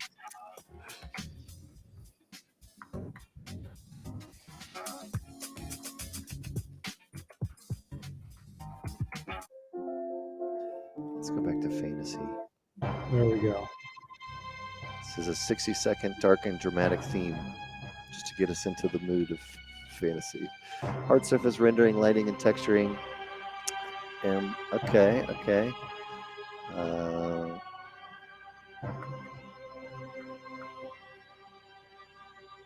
Hard surface, lighting, rendering, and texturing. I would recommend it if you're into hard surface stuff, just books on reference and that types of stuff. There's all kinds of cool things you can get or find, whether it's like art of films or art of sci-fi.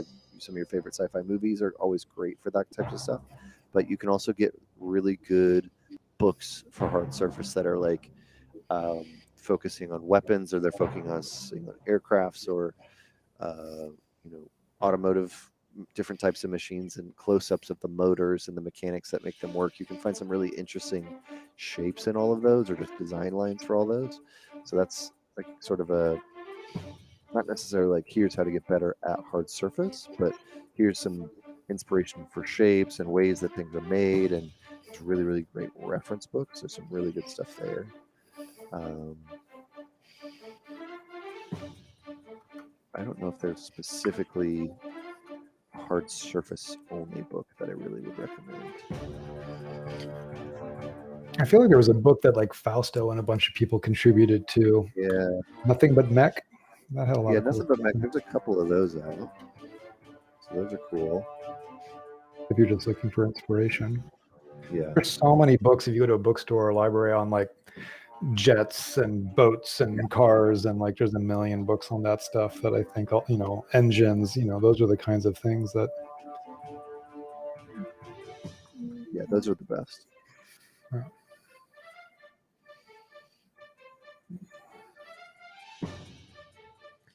Got another question about Epic and ArtStation. Is it generally a good thing for non-Unreal users? I think it's going to be good for, I would imagine, for all users. Epic, people use Epic, Unreal is kind of like a hub, which means a lot of things connect to it. So people use Maya and Unreal, Houdini and Unreal, Substance, so I think that ultimately it's kind of like they support and work with all software companies. So I don't think that Epic buying ArtStation means that ArtStation is only going to focus on Unreal related content at all. I don't think they want to do anything other than just foster the community, and I think that's about it.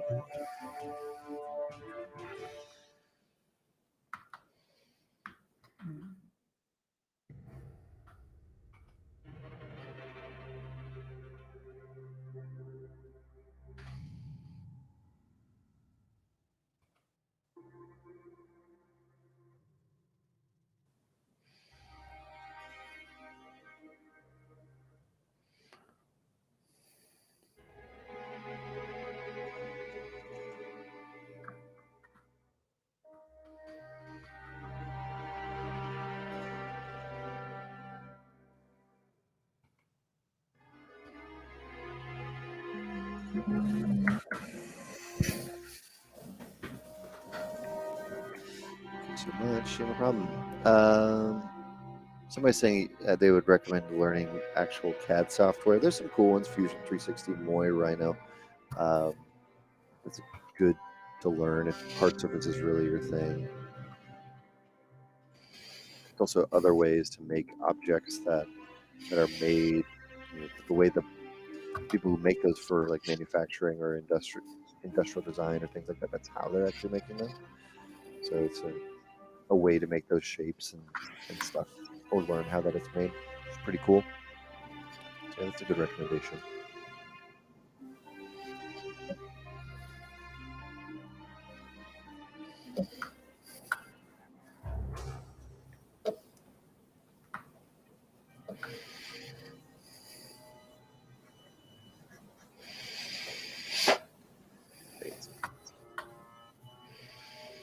Do you have any recommendations on books and where to find amazing riggers to learn from? Rigging is definitely a harder one to. I don't know. I imagine that's a harder one to learn from a book. I don't think you can learn rigging from a book. You don't think so? From a book? No. Yeah, I think it'd be really I think hard. books, when it comes to learning 3D software, 3D tools, I think books are useless. They're definitely really difficult to learn stuff from. Yeah, books are okay for like things that are academic, right? Like history or anatomy, or things that can be academically broken down. But when it comes to learning software, I think you need to watch people use it. Mm-hmm. You don't need to be reading when you're trying to learn Maya or ZBrush, or you just need watching somebody use it. So whether it's video tutorials or classes, I think that's going to be far more effective than books. Yeah. And writing books is incredibly time consuming. So very few production people want to write them because they don't have that kind of time. So the caliber of artists that are creating written books for our type of stuff is kind of not a lot of them. Yeah. It's a lot more time consuming to write a book than it is to make a video tutorial. Yeah. Here's a good question for you, Alex. Any experience on cloud rendering? The GPUs are scarce right now. Yeah, I used Rebus like last month or 5 weeks ago or whatever. It was awesome. So it worked really, really well. It was incredibly easy.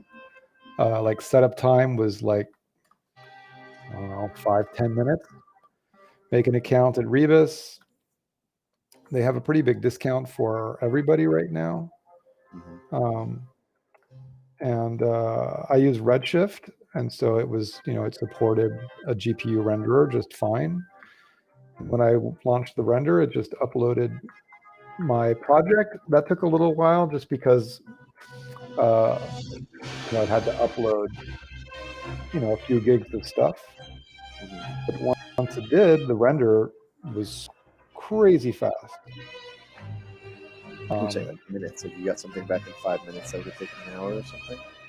Yeah, so I think that's what a lot of people are doing now, just because of the fact that, yeah, it's very difficult, if not impossible, to get a hold of a graphics card. At least like the new Gen 1, current gen, I should say.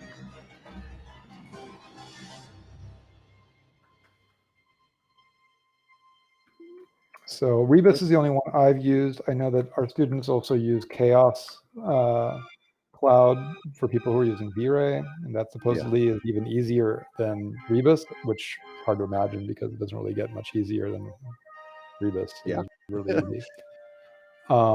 And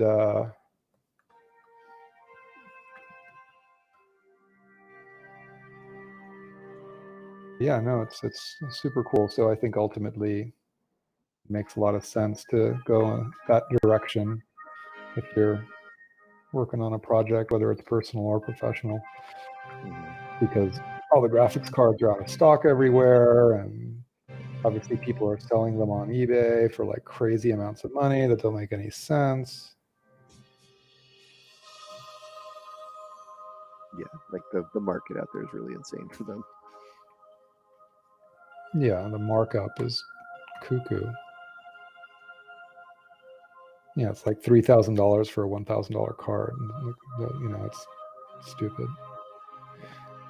I mean, if you have no choice, that's one thing. If you're a studio, you need the hardware. But, I think it'd be better to get old cards and just use those. Mm-hmm.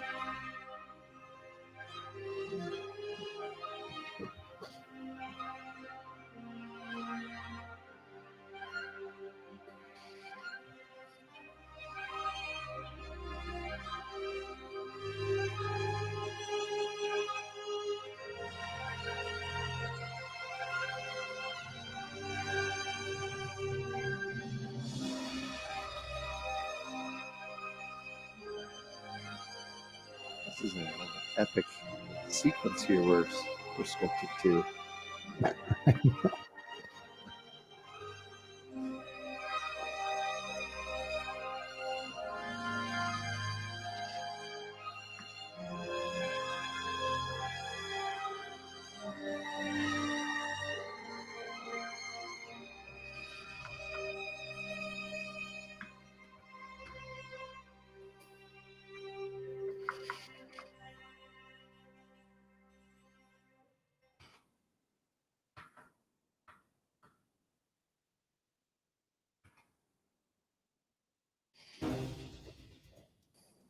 Oh.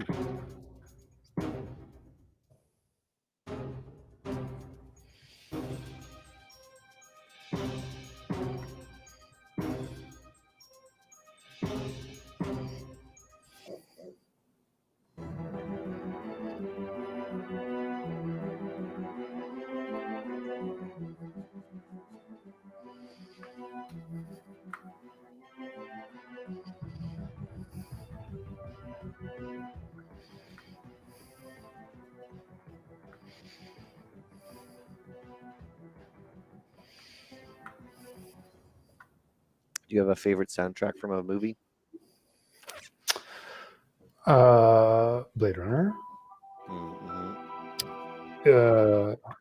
Yeah, I mean, I've always been a fan of Vangelis, just as it is. Mm-hmm. So I've got a lot of his albums, but Blade Runner soundtrack is just so amazingly cool to me. Inception, I think, has an awesome soundtrack. I've listened to that a lot. Mm-hmm. Ennio Morricone, his soundtracks are amazing. The Mission is an awesome movie with a really beautiful soundtrack. I don't know if you've ever seen that movie. Mm-hmm. But yeah, I love Ennio Morricone. He's famous for Good, the Bad, and the Ugly. Yeah. Everybody knows that.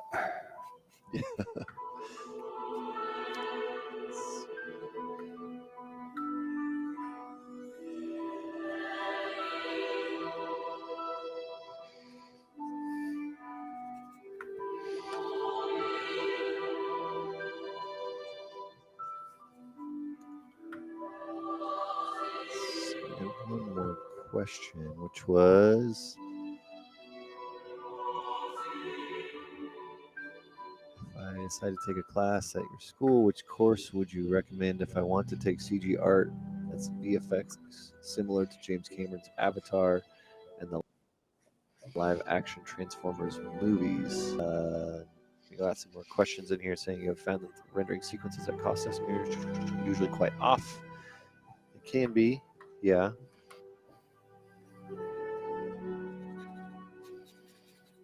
Yeah, I think somebody's answering your question in the chat. I think compositing is probably a very good class for you to take. If you're going to take one class about VFX and you're a director, compositing is probably a good choice. Or classes to understand just generally how VFX shots are made from the post side. I think could be a good call. I don't know, Alex, if you had a different suggestion or something that if a film director could only take one class, what would you recommend? I mean, a class like Overview of Digital Production is useful because you cover everything. Visual effects is so many things, so like visual effects is everything. It's a term that just means everything that's digital. Yeah. Therefore, if you took all the classes that Gnomon offers that are digital on software, then that would be visual effects: modeling, texturing, lighting, rendering, rigging, compositing. So I think ultimately, if you're trying to understand like what visual effects are, there's a lot of behind the scenes stuff on like Blu-rays about how productions are made and making ofs that are really great to watch so that you can understand all the different techniques that go into visual effects. But if you actually want to be a visual effects artist, then you have to break it down to all the different tools and software that you need to learn and start chipping away at them one at a time. Right. So, compositing is, generally compositors are the last people to touch stuff other than graders, color graders. So it's like the end of the pipeline, while design would be the beginning of the pipeline. But even design is still technically the visual effects industry. So like the art department at ILM, technically those are visual effects artists, right? They're working on visual effects films as artists. So you have to kind of get very specific of what you're talking about.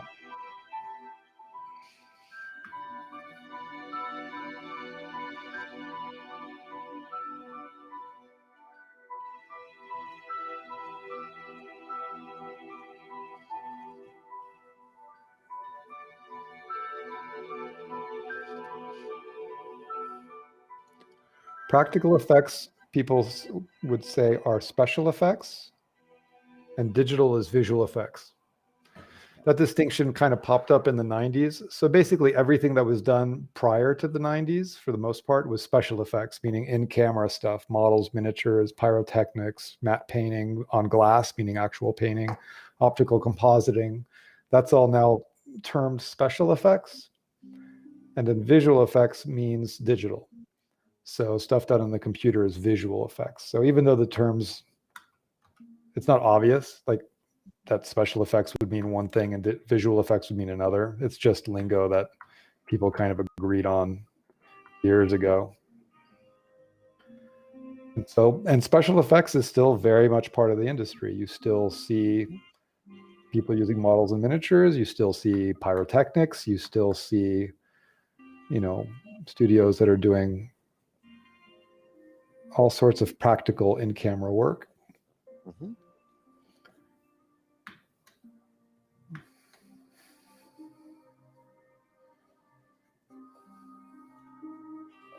And there's also becoming a nice blend. I was talking to my overview class yesterday, but like things like Mandalorian, that's like a nice blend where you're getting costumes and puppets and animatronics and all that kind of stuff combined with visual effects at the same time through LED walls or volumes, and it's kind of creating cool new ways to work. Yeah, all the Mandalorian stuff, like all the Star Wars movies that have come out in the last few years, not just Mandalorian, have had a lot of practical stuff in them. Mm-hmm. A lot of puppets, which is really, really cool. Mm-hmm. But obviously there's a lot less of that kind of work these days than digital. Yeah. So that's where shows like Face Off can be a little misleading. Right. Because those shows make some people think that there's a lot of makeup work. And it's like, oh, there is makeup work, but not. I think a lot of people who are on that show Face Off end up going to work at places like Universal for like, Halloween Spectacular, as opposed to movies.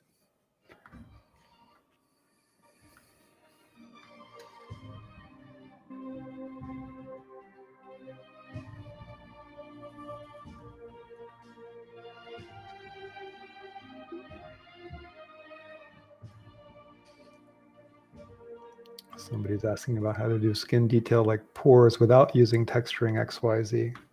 Oh, well, you can use alphas. That's a good way to do it. And you can also just do it by hand. That's how Chris Costa does it.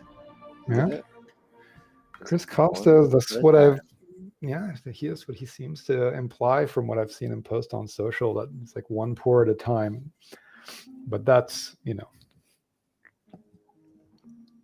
he's on, very, very high profile stuff at ILM where there's a lot of time available to him to do some of those models. So I think for most people, it's not realistic to spend that kind of time.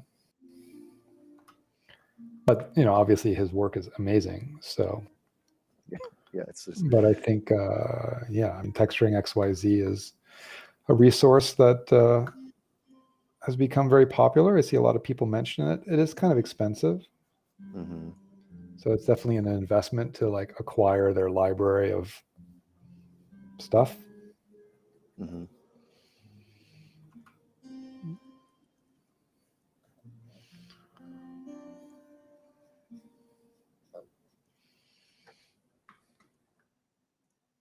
I think it's what Tran used for her recent I think portraits. so. Yeah, that sounds familiar.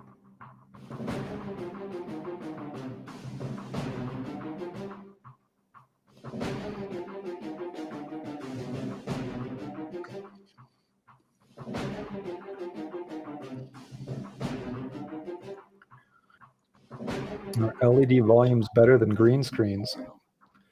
Well, they're a lot more expensive than green screens. Green screen, you just need some green paper or some green paint. So I think that right now, sound stages all over the world, it's a lot easier. They're set up for green screens. It's cost efficient. LED walls are still pretty pricey. So I think the price of those will go down and you're going to start to see those used a lot. But the thing is that the order of production is different because green screen, you could end up filling in the green, months later and figuring out what's going to be there a month later. But with LED walls, like in The Mandalorian, it's shot in camera. So before the shoot, you have to get that stuff built. Yeah, you kind of have to know. And that's also a time, maybe you don't have the time to get that done, depending on your shooting schedule or when it's going to be coming out. So that wouldn't even be an option for you.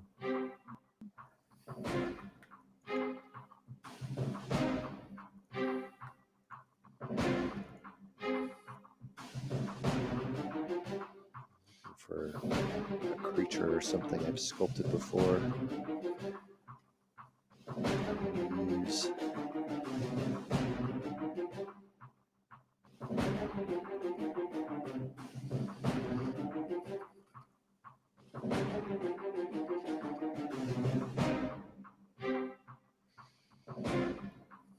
this thriller music. Yeah, we're a very different type right now.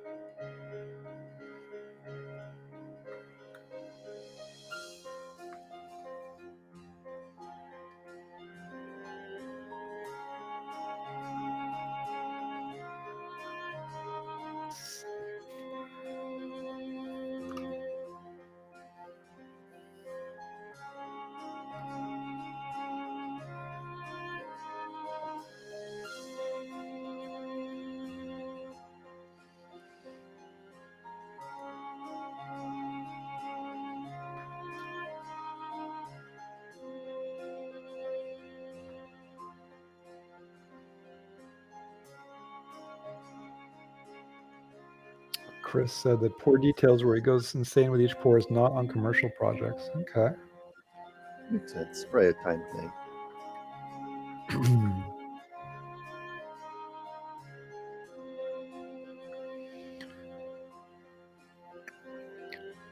I mean, clearly, since Chris does that for personal work, then it's because he enjoys it. Yeah, he must like So it. obviously, yeah, it's like there's something zen about it clearly for him and something meditative and relaxing for him to do it that way. Mm-hmm. I mean, obviously, a lot of people just use alphas because it's just so fast. Yeah.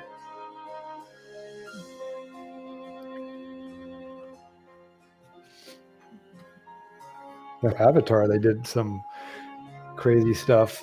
They did molds of the actors' faces, Mm-hmm. and then did I guess latex molds or latex positives molded from the actors to get all the actual actor pore detail that it could then get transferred onto the CG models. So the pores that are on the CG models are supposedly from the actual actors, which is crazy.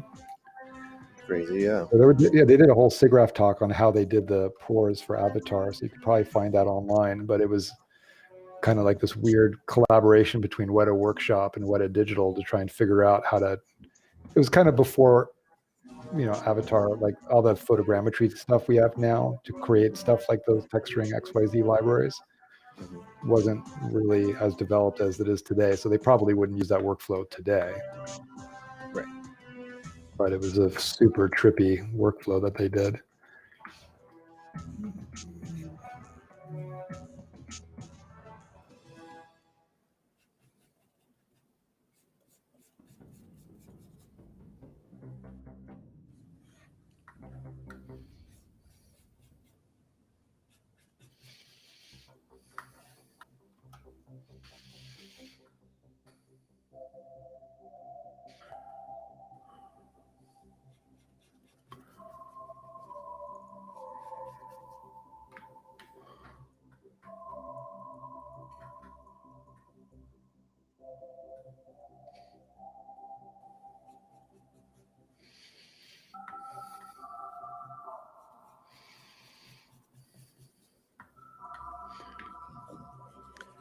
I want him to be wearing a pelt of some kind.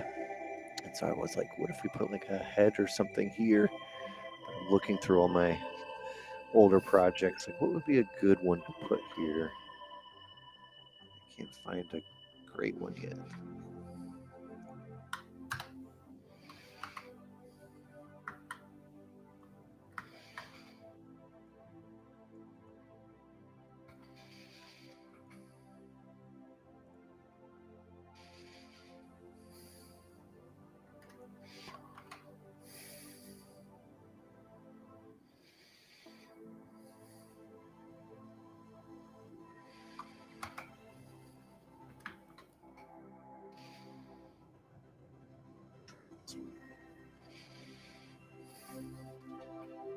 Smaller though.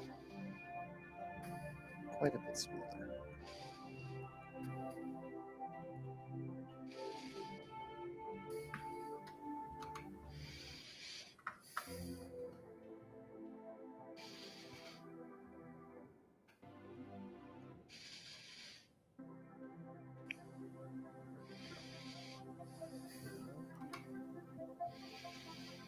I hate when there's like a piece that's so much larger than the rest of the pieces.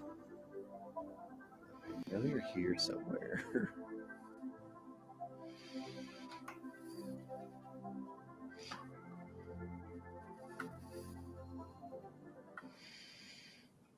Can't seem to find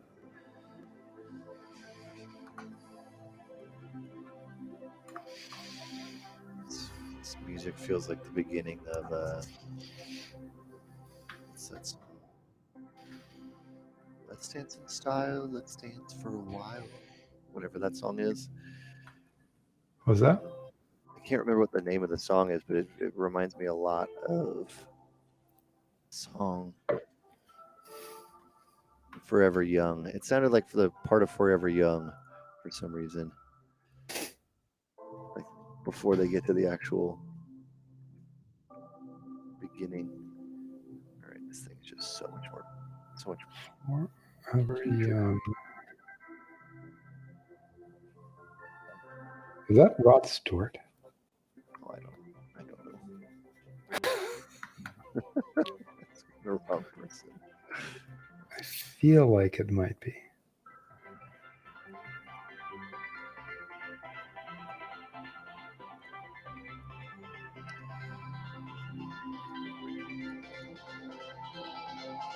They're in the same space. I see them.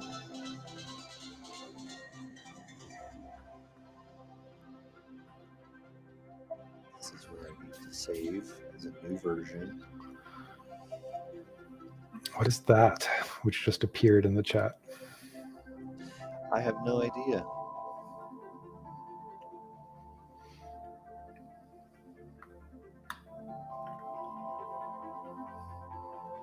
Somebody's asking, true taste of the industry. Let me scroll up. You're saying a student from India, you have a lot of passion about gaming. How to get a entry-level job in gaming? You know modeling really well. Well, keep working on modeling. Focus on that if that's what you feel like you're really good at, and start applying to jobs. Get your portfolio locked down, and it's kind of Yeah. Our industry is very much a meritocracy. It's very much about, can you do the work and are you a nice person that's cool to work with? It's kind of how it tends to work.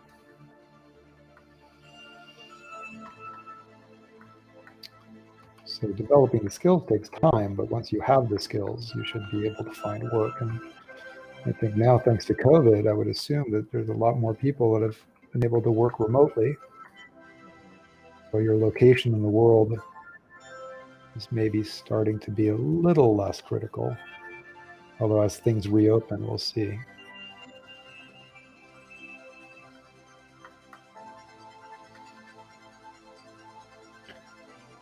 I wonder how many studios are going to sort of stay remote for all this.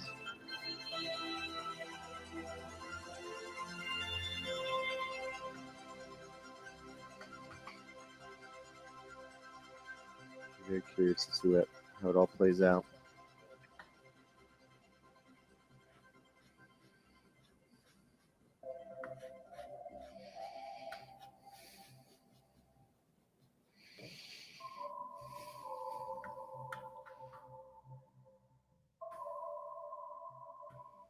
I think the object I brought in was so big that I lost my ability to have perspective. Which is weird. Changes the shape, the shading.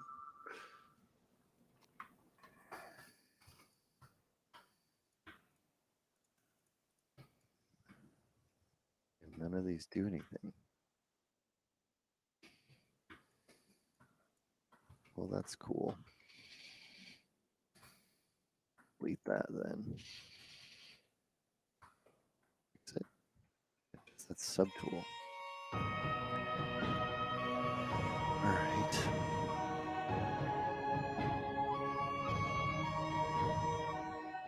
I'd like to learn photogrammetry at some point, but it sounds expensive. At least the equipment sounds expensive. Doesn't have you can to do photogrammetry, from your phone. You're just shooting cameras.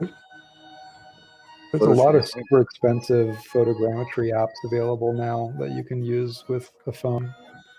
So the quality of the results will obviously not be as high res as if you're using, a super high megapixel DSLR or mirrorless camera, but it depends what your needs are. Like, do you need a 20 million polygon model, or do you only need a 2 million polygon model?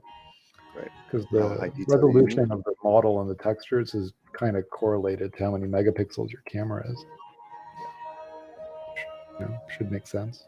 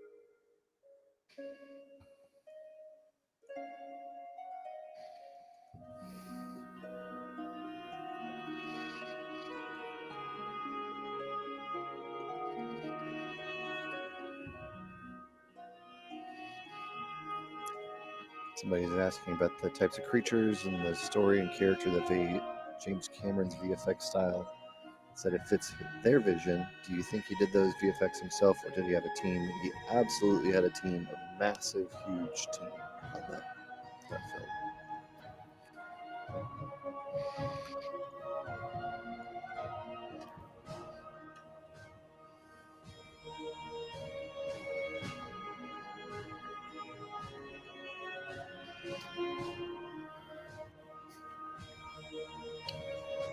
Maria, what will I do when I finish the model? I don't know if I'll rig it.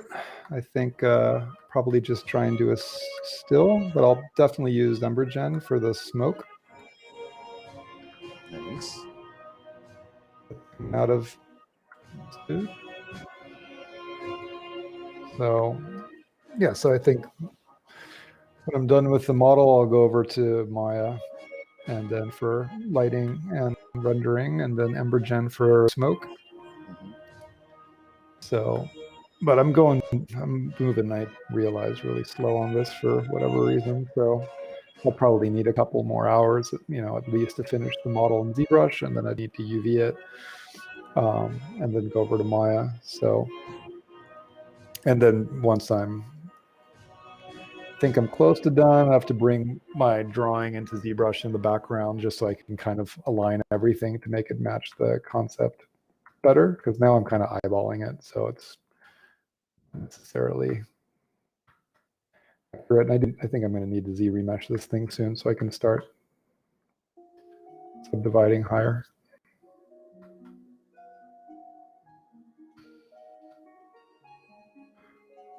I will probably texture him in Maya. So generally when I'm just doing something that's like a quick illustration, I don't necessarily do like 3D paint textures. I kind of cheat it in 2D, meaning I kind of block it out in Maya, and then in Photoshop I can kind of like cheat a lot of the textures on the diffuse pass, the diffuse layer. Because if you render out all of your passes and composite it, then your diffuse pass, you can kind of throw textures in there and cheat pretty well. Mm-hmm. But I don't know yet how I'll render this guy.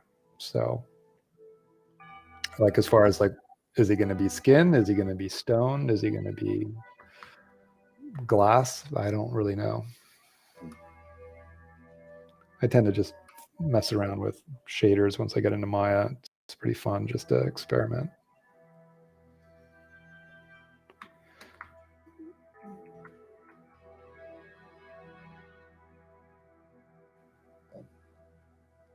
I'll probably start by reusing the shaders I made for the last image that I did.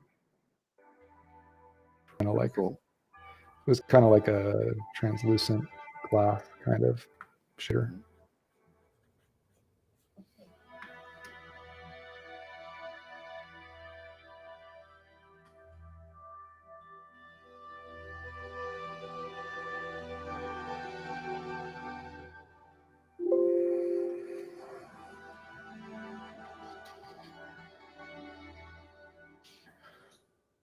What about you, Josh? What are you going to do with your guy?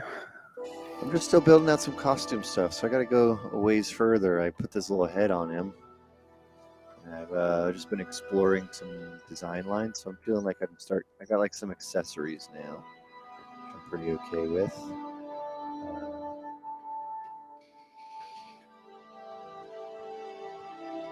I'm not sure past that yet. So I've got like this part, and then I got. So here's the poncho version. This is just poncho. And then we've got Sans poncho with this sort of like spacey under thing.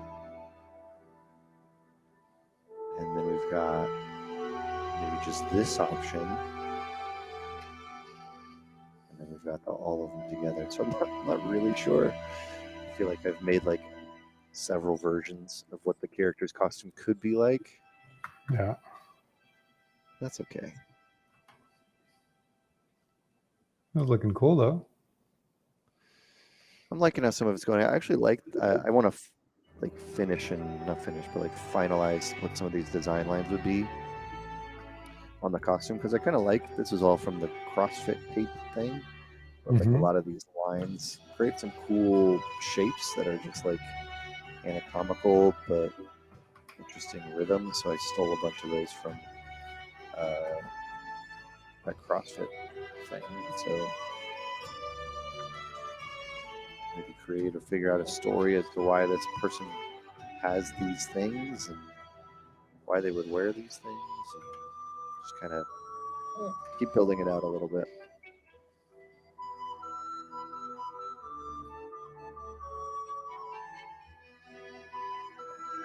And then I ended up giving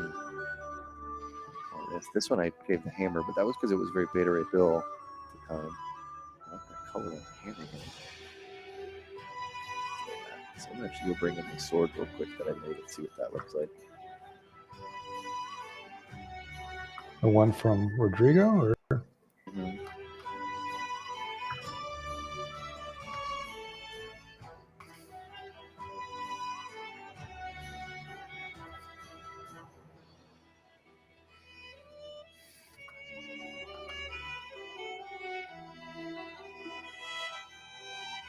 About a sombrero. I think that might be going a little too down the poncho inspiration line.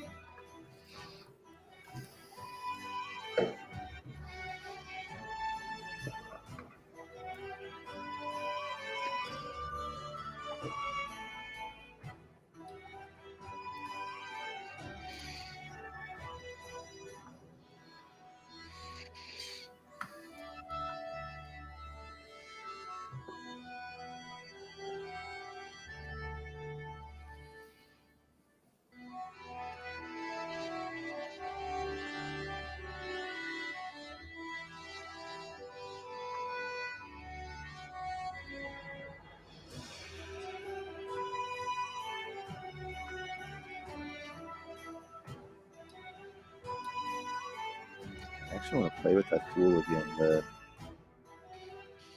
project primitive tool or feature. That was really cool. I really liked that thing.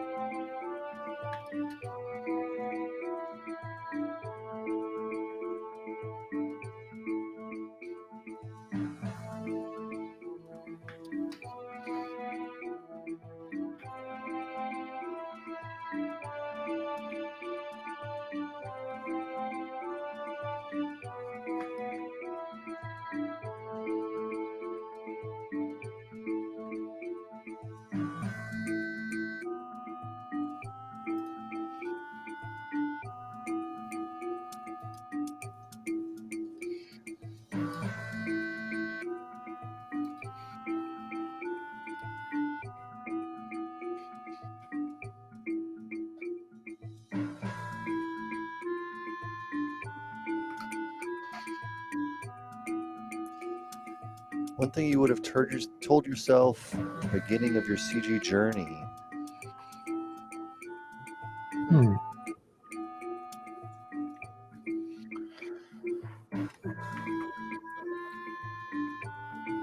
I mean, I think the most important thing for people to remember with CG is that it's not about the tools, it's about the artistry. That's a good call. So learning software is cool, but you also need to be able to make something that looks cool, which comes from studying all the fundamentals, composition and lighting and anatomy, and all of that stuff is more important than software. So you kind of got to start with that. And, you know, then, yeah, you can develop those skills while you're learning software, but it's not enough to just know software. Right. So I'd say, like, you know, while I was in art school, I got into 3D, and then that kind of made me focus more on 3D than all the fundamental stuff, because it was so much fun and I liked learning it. But I think you got to be careful that you don't forget to study all the fundamentals as well. Yeah, I agree. Yeah, I was going to go the other direction. It's like, it's not necessarily about the software. The software is always going to change, so you need to stay up to date with that stuff as well. So you need to enjoy learning. It's more of an advice than what I would have told myself, I guess. But be ready to always be learning and trying out new things.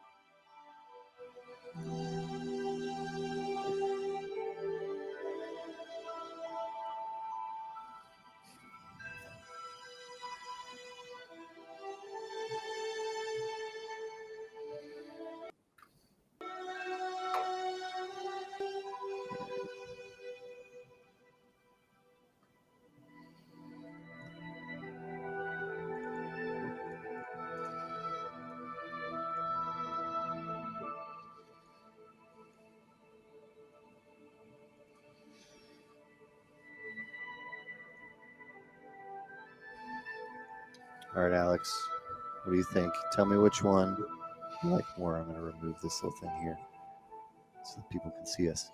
Do you like the hammer? Put him over here. Or do you like the sword?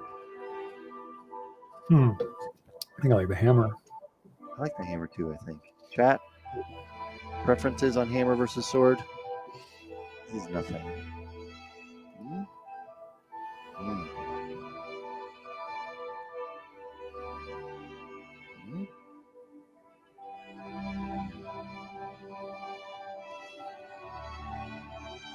Get hammered. First response. I'm into that. I like that one, I think, more. Swammer. I assume that's the mix of them. Let's keep it. Let's keep this. A crossbow.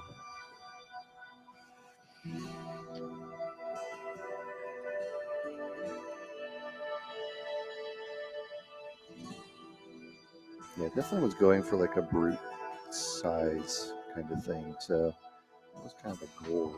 I always do this thing, I guess. There's multiples in there somehow.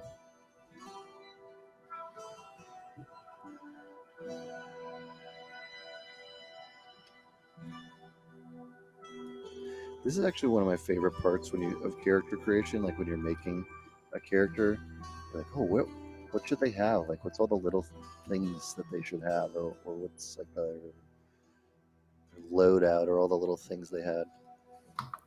Somebody says that the hammer was slightly bigger. Yeah, I just enlarged it. This is what it was. So a little larger. Let's try a little bigger. Like a maul.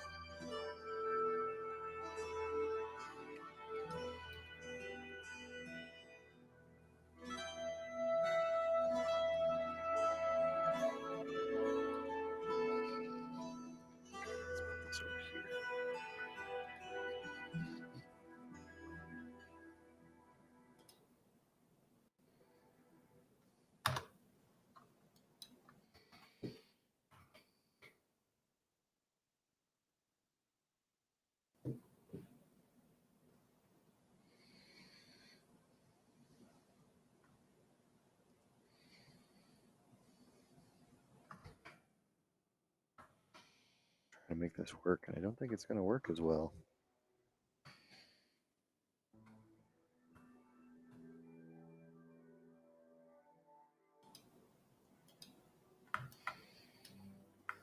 I'll use it for another character.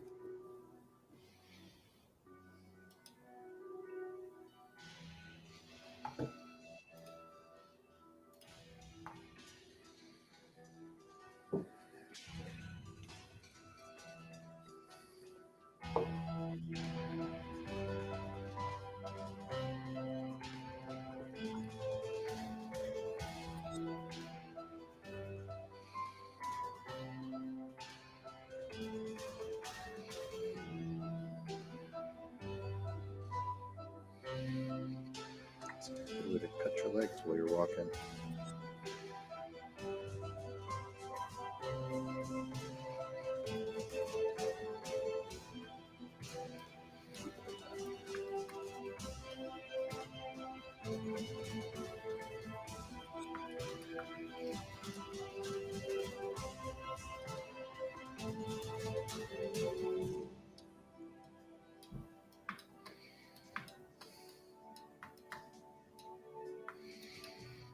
It is a tad elegant. We'll keep it in here, but I doubt I'll use it. I'll go with the hammer for sure.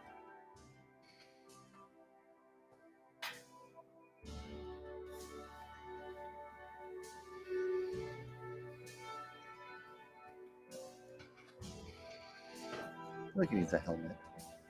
Just in case, you know. Everybody needs a helmet.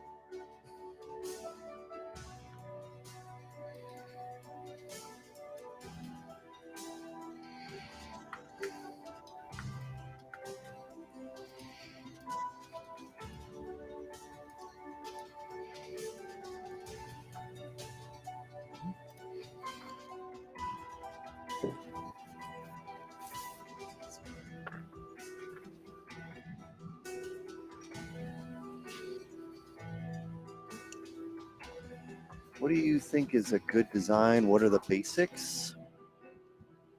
That's a good question. The basics of a good design. I mean, the general word you're looking for is appeal, typically, but that's such a broad term that it can really mean everything. So what makes an appealing design? Some of that can come down to taste. Some of that will be basics of character design or just general form language and rhythms and shapes that are appealing together. It's a really hard question to answer.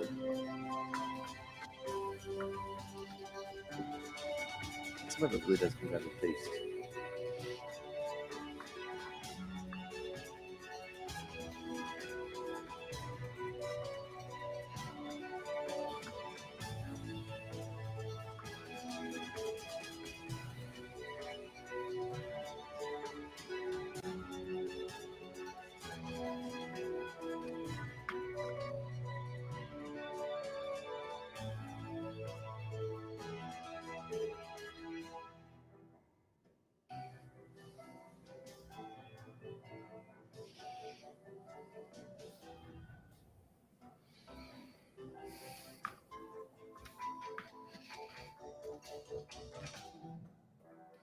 But the number one thing I would probably say is it needs to have a strong silhouette.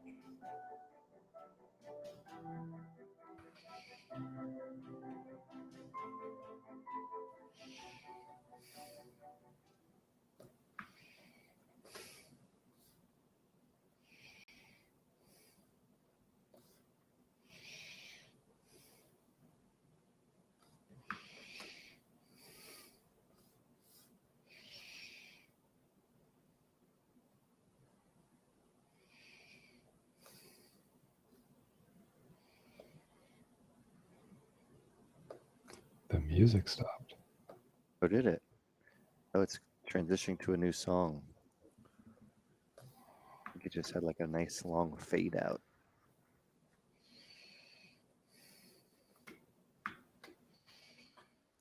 Who's a better VFX company between ILM and Weta? There's not really a comparison. They're both really great. They both. Yeah, I mean, you can't compare. I mean, they're both at the top of the field. Yeah. So. They both have done equally iconic and impressive things over time, so there's not really a way to pick. Somebody says, is it functionally important in the construction of the design? I assume you're asking, like, is it important to think about the construction? Yes and no. I think a lot of people will tell you that's a good rule of thumb, right? Or you should think about how something is built, and it's a good way to make sure that your designs feel realistic. But that's only so long as they feel realistic. There's certain characters, and especially in film and games, that are almost in no way realistic. The easiest ones to look at are the Transformers. You can understand how they could transform, but the actual reality of that transformation is pretty impossible. So it's more about convincing the audience that it's able to do that.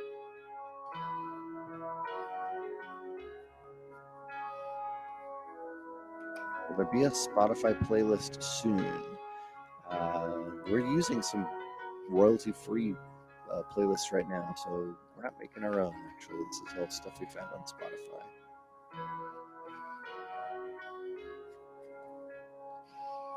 Smoke and mirrors, that's right. It's the whole movie magic, right? Make it look like it works. Still, at the end of the day, it's a magic trick.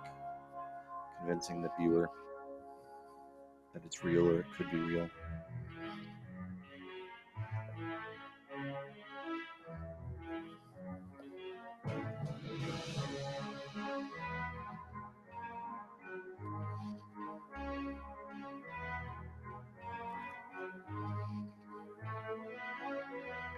They want to know, somebody's asking you if you've been doing a lot of photogrammetry recently. I have not. So I think, but I am actually about to go camping and ended up out in Mojave this weekend. So I think I'll definitely be bringing my camera. So if I see anything cool, for sure. So yeah, it's like last year, obviously, because of COVID, I didn't really get out much.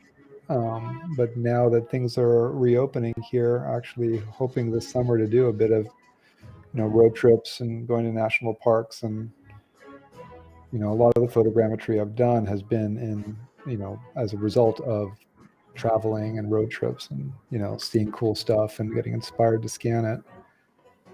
So I'm hoping this weekend might actually be the first time in a while, maybe.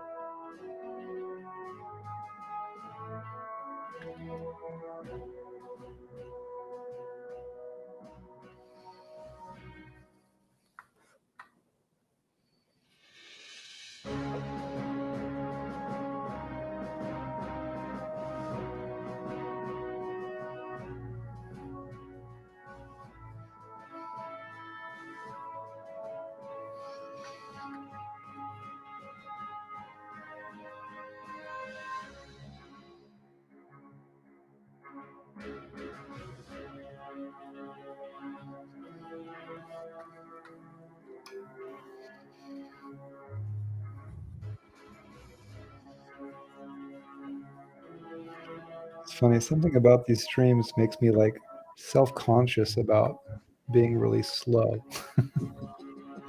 Just because I'm aware of so many people that are really, really fast. Mm-hmm.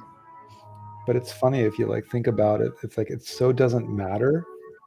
Yeah, It matters, obviously like in production, but like it really doesn't matter for personal work. And yeah, like trying to, I think on a stream, it's funny because your fear is that if you're slow, it's boring. But it's like generally watching 3D people work it's slow. just it's not going to necessarily be, crazy entertaining. I don't know. It's always a little slow. Like it's a process that takes a lot of time. Yeah, I mean, that's when you see like a show like Face Off, where like, you know, they're taking a week and compressing it down into 45 minutes. Yeah. You know, so that, you know, stuff's moving along.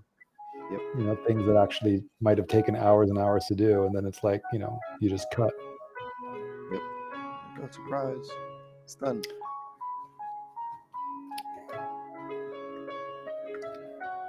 But so many people online like to talk about how quickly they do stuff. Like, you know, here's my 30-minute masterpiece. Yeah. It's like, have you ever been to a museum where like it has the name of the piece and the date and the bio of the artist and how much time it took? Not yet. I hope that's not a thing. I hope never. I don't. Yeah, it's like the reality is like the audience really doesn't care how long it took. They just kind of care that they like it or not. Yeah.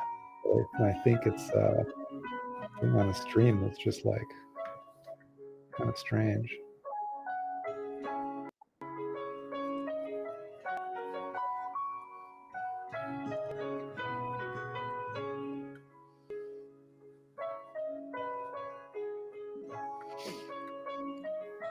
Yeah, I'm curious with Chris's fly on the wall class, like if he's going pour by pour, if that's like all done in front of people in real time. Oh yeah, I have no idea. That'd be interesting. It'd be a long class. That would be a really long class. I kind of think that's what he's doing though. Like, isn't he just like doing his thing in real time? And I mean, I guess it's good that it just shows people like, hey, it takes time. Yeah, exactly. Somebody was asking what's the longest you worked on a character in production. Many months. Especially, you know, if it's a main character in a film or in a game. I have personally spent 4+ months on characters, right? And depending on what they're working on. And sometimes it's not every day on that character. You know, I'm talking to a lot of people and heard answers from this, but the thing that I think a lot of people don't take into account is you might not just work on that character. You might go and work on other things. You might be waiting for feedback, get feedback later that you didn't expect. You thought something was approved. Like that happens all the time in production. So many months. This song, not a fan of. 30-second one right here. Let's skip to another one. There we go.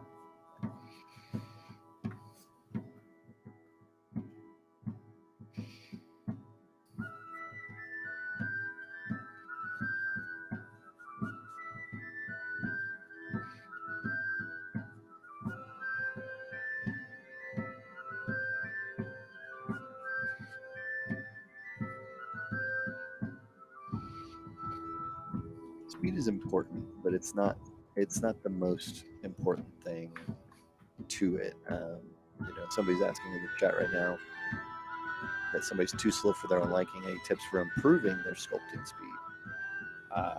Sculpt a lot.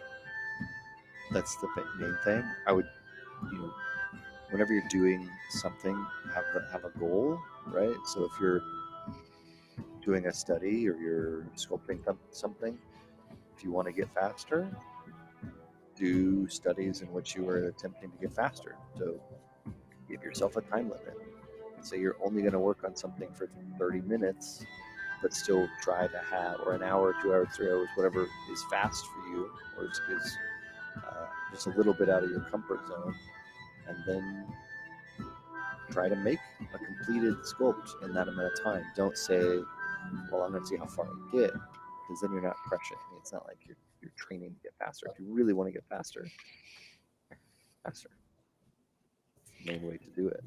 Yeah, I remember Vitaly saying that he had like a timer on his desk when he took a sabbatical from Blizzard, 6 months off, where it was all about improving speed was a big part of his sabbatical. And he got like hardcore on trying to like everything he could possibly do, from memorizing all the hotkeys to making a model library to having a timer on his desk. Yeah, exactly.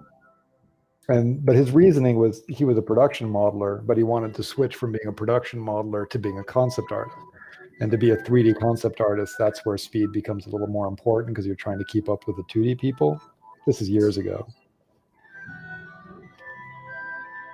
And that's when he did his 10 days of mechs. Yep. That was like the culmination of his sabbatical. Exactly, and it's cool. Like you get to see the results of that.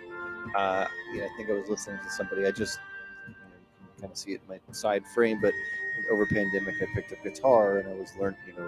One of the I think it was advice from Tom Morello was like, if you want to get faster at playing guitar, be able to play something, start really slow. So start at 30 beats per minute, play the same thing until you can perfect it. Go up to 60 beats per minute, go up to 90 beats per minute, go up to 120, go up to as fast as you can, and work your way up.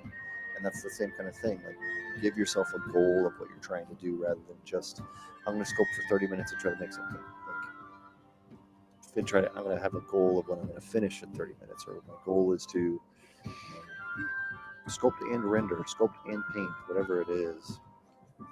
By far the best way to get you there. But it's not the end goal, because at that point you're only practicing the speed part of it, and often you're practicing the beginning part of it. So you're not really practicing the end parts of the production for models or for different types of things. So it's not that be all end all, but it is good ways to improve your speed.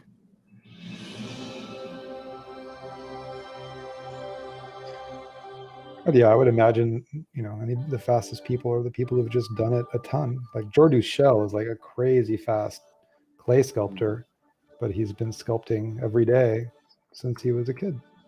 Yeah, exactly. He's now in his 50s.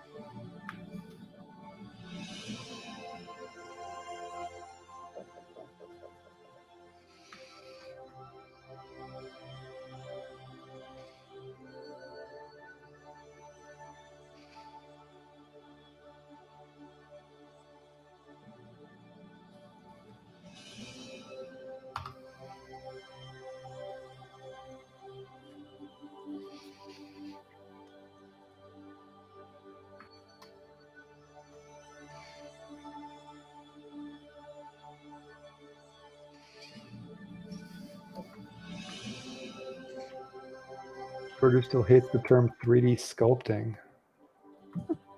In reference to what? In reference to like the computer?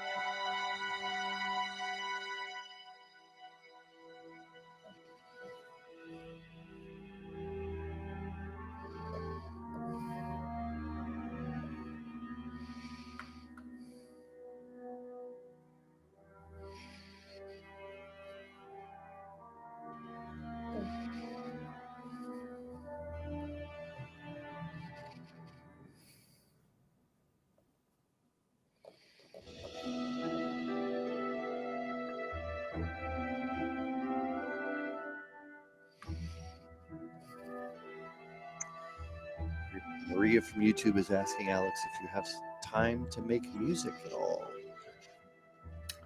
Not much, but I'd say that's something that in the evenings sometimes. It depends. It goes in waves. Over COVID, I would say like last summer and fall, I was playing with my music stuff a lot, and playing with Ableton, learning that, and in the last couple of months, not as much. Just since the stream started, I'm sort of using my free time to play more with 3D instead of the music stuff.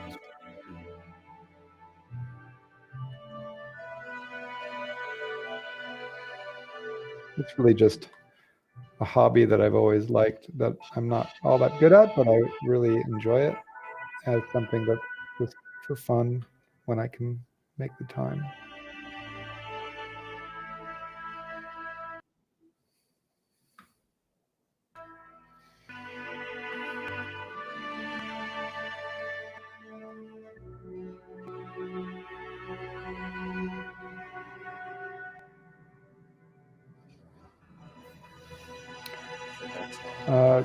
Specific purpose, just for fun, just a hobby.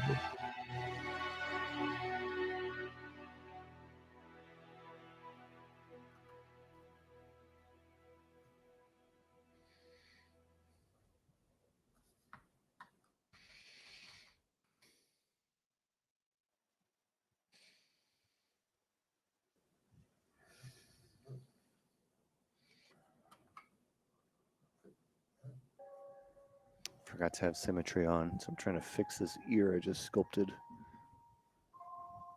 That you sculpted without symmetry by accident? Yeah. There we go. It's always annoying. Like, well, all right.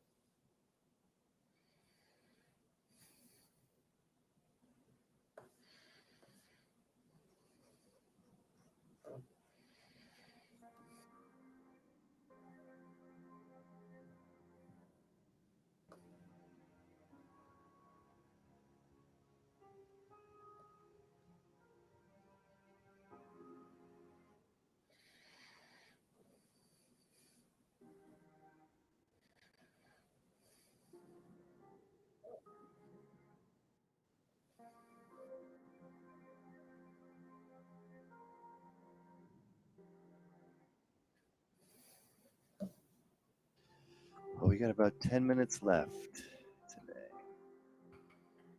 All right. By pretty fast. Yeah.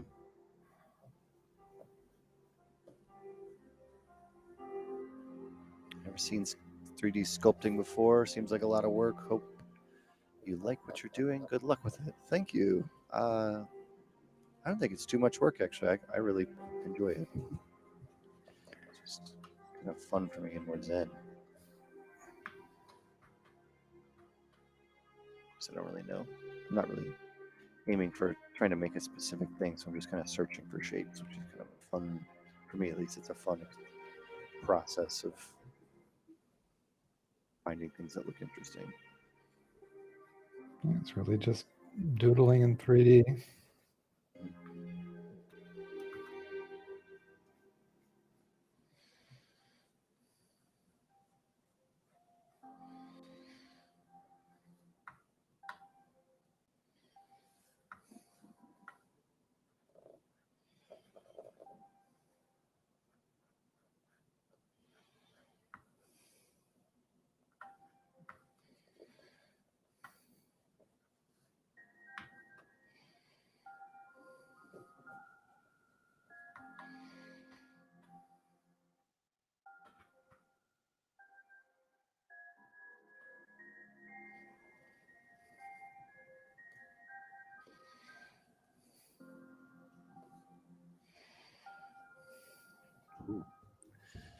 very different now that I changed up my morph target. That's actually kind of annoying. I'm gonna have to do a lot of work to fix that. What happened? I meant to do a lot of my adjustments on the open mouth and I forgot, and so now when there's a lot of form changes that are different. Okay. I did it on a morph target, so I need to find a way. I could honestly just open the mouth again with a mask. That's probably the easiest way.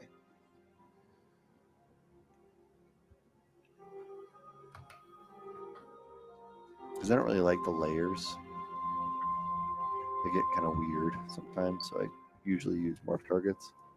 Right. But I forgot that one was gonna mess with me. Yeah, I've been using Maria's asking. layers forever. Yeah. I remember the layers acting like when I did try to use them not behaving the way you would expect them to be, like Photoshop layers or something, and that they acted really weird. Some people must use them. Yeah, I've used them in other, like in production. I've actually used them before, and more successfully, where it's like I'm gonna do pore level details or something, and that's where I would use it. And only the pores. So I would sculpt the whole character without any wrinkles, any pores, and then I would create just one layer that's all that detail on it. And that was so that if directors came by, art directors came by, that I would have a version that didn't have all that detail on it, so that if they wanted to change overall shapes or anything like that, do big adjustments, I didn't have to worry about ruining all my pore level detail. Mm-hmm. And it could be on another thing. But that's not quite this.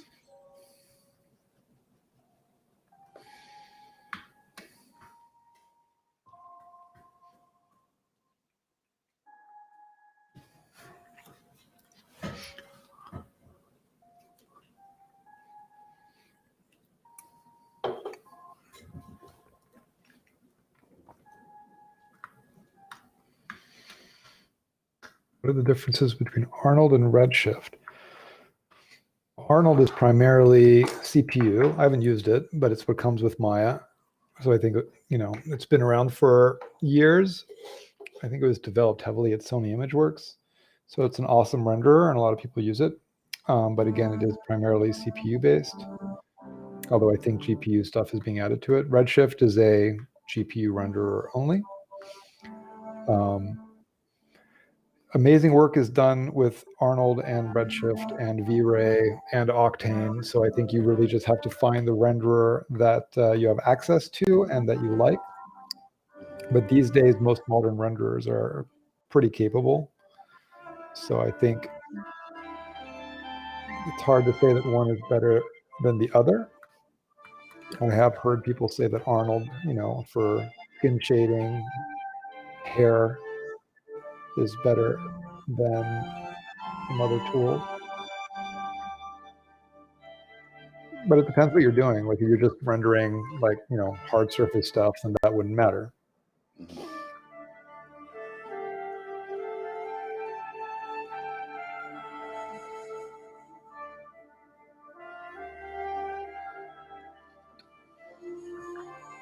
I use Redshift because it is incredibly fast.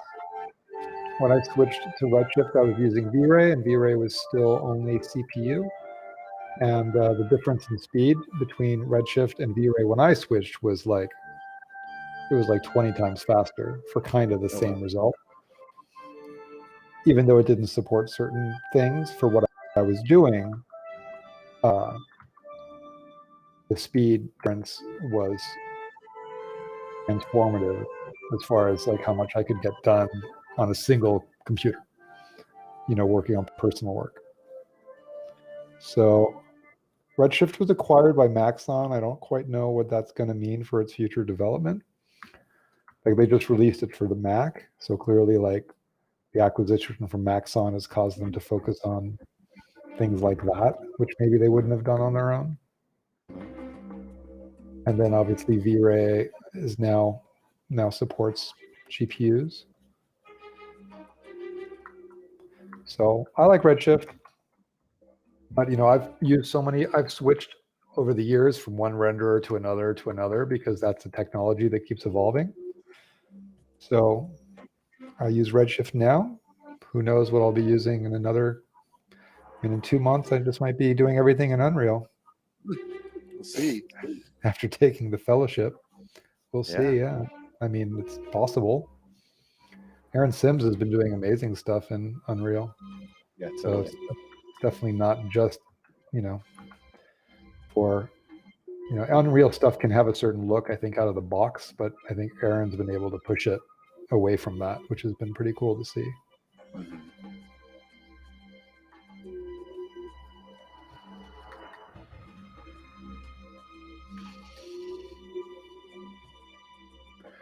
GeForce Quadros are too expensive, and you don't really get a What you payoff. get.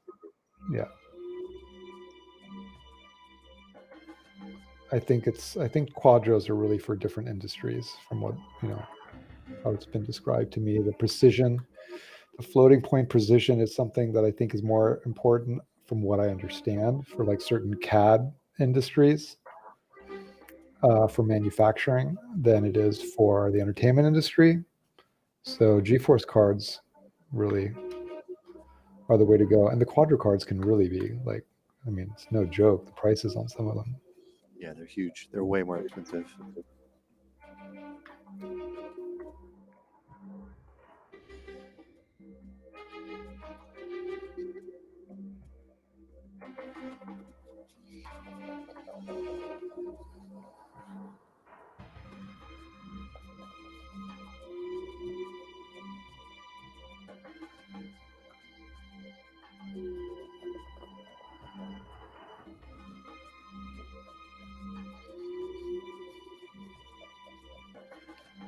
I like the little owl sound.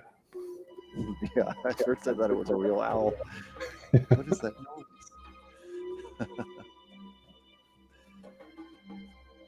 All right.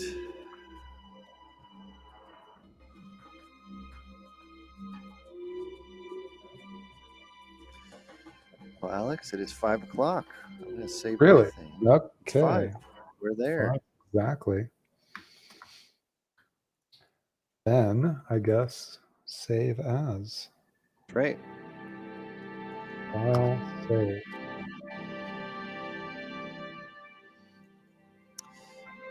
All right, everybody. Well, thank you very much for joining the stream and hanging out with us today. It's been a fun one. I feel like I made some pretty good progress, and I know you did because you started with nothing. So you got ahead, which is cool. I've got a dude. I didn't really get to, the body, but at least he's blocked out.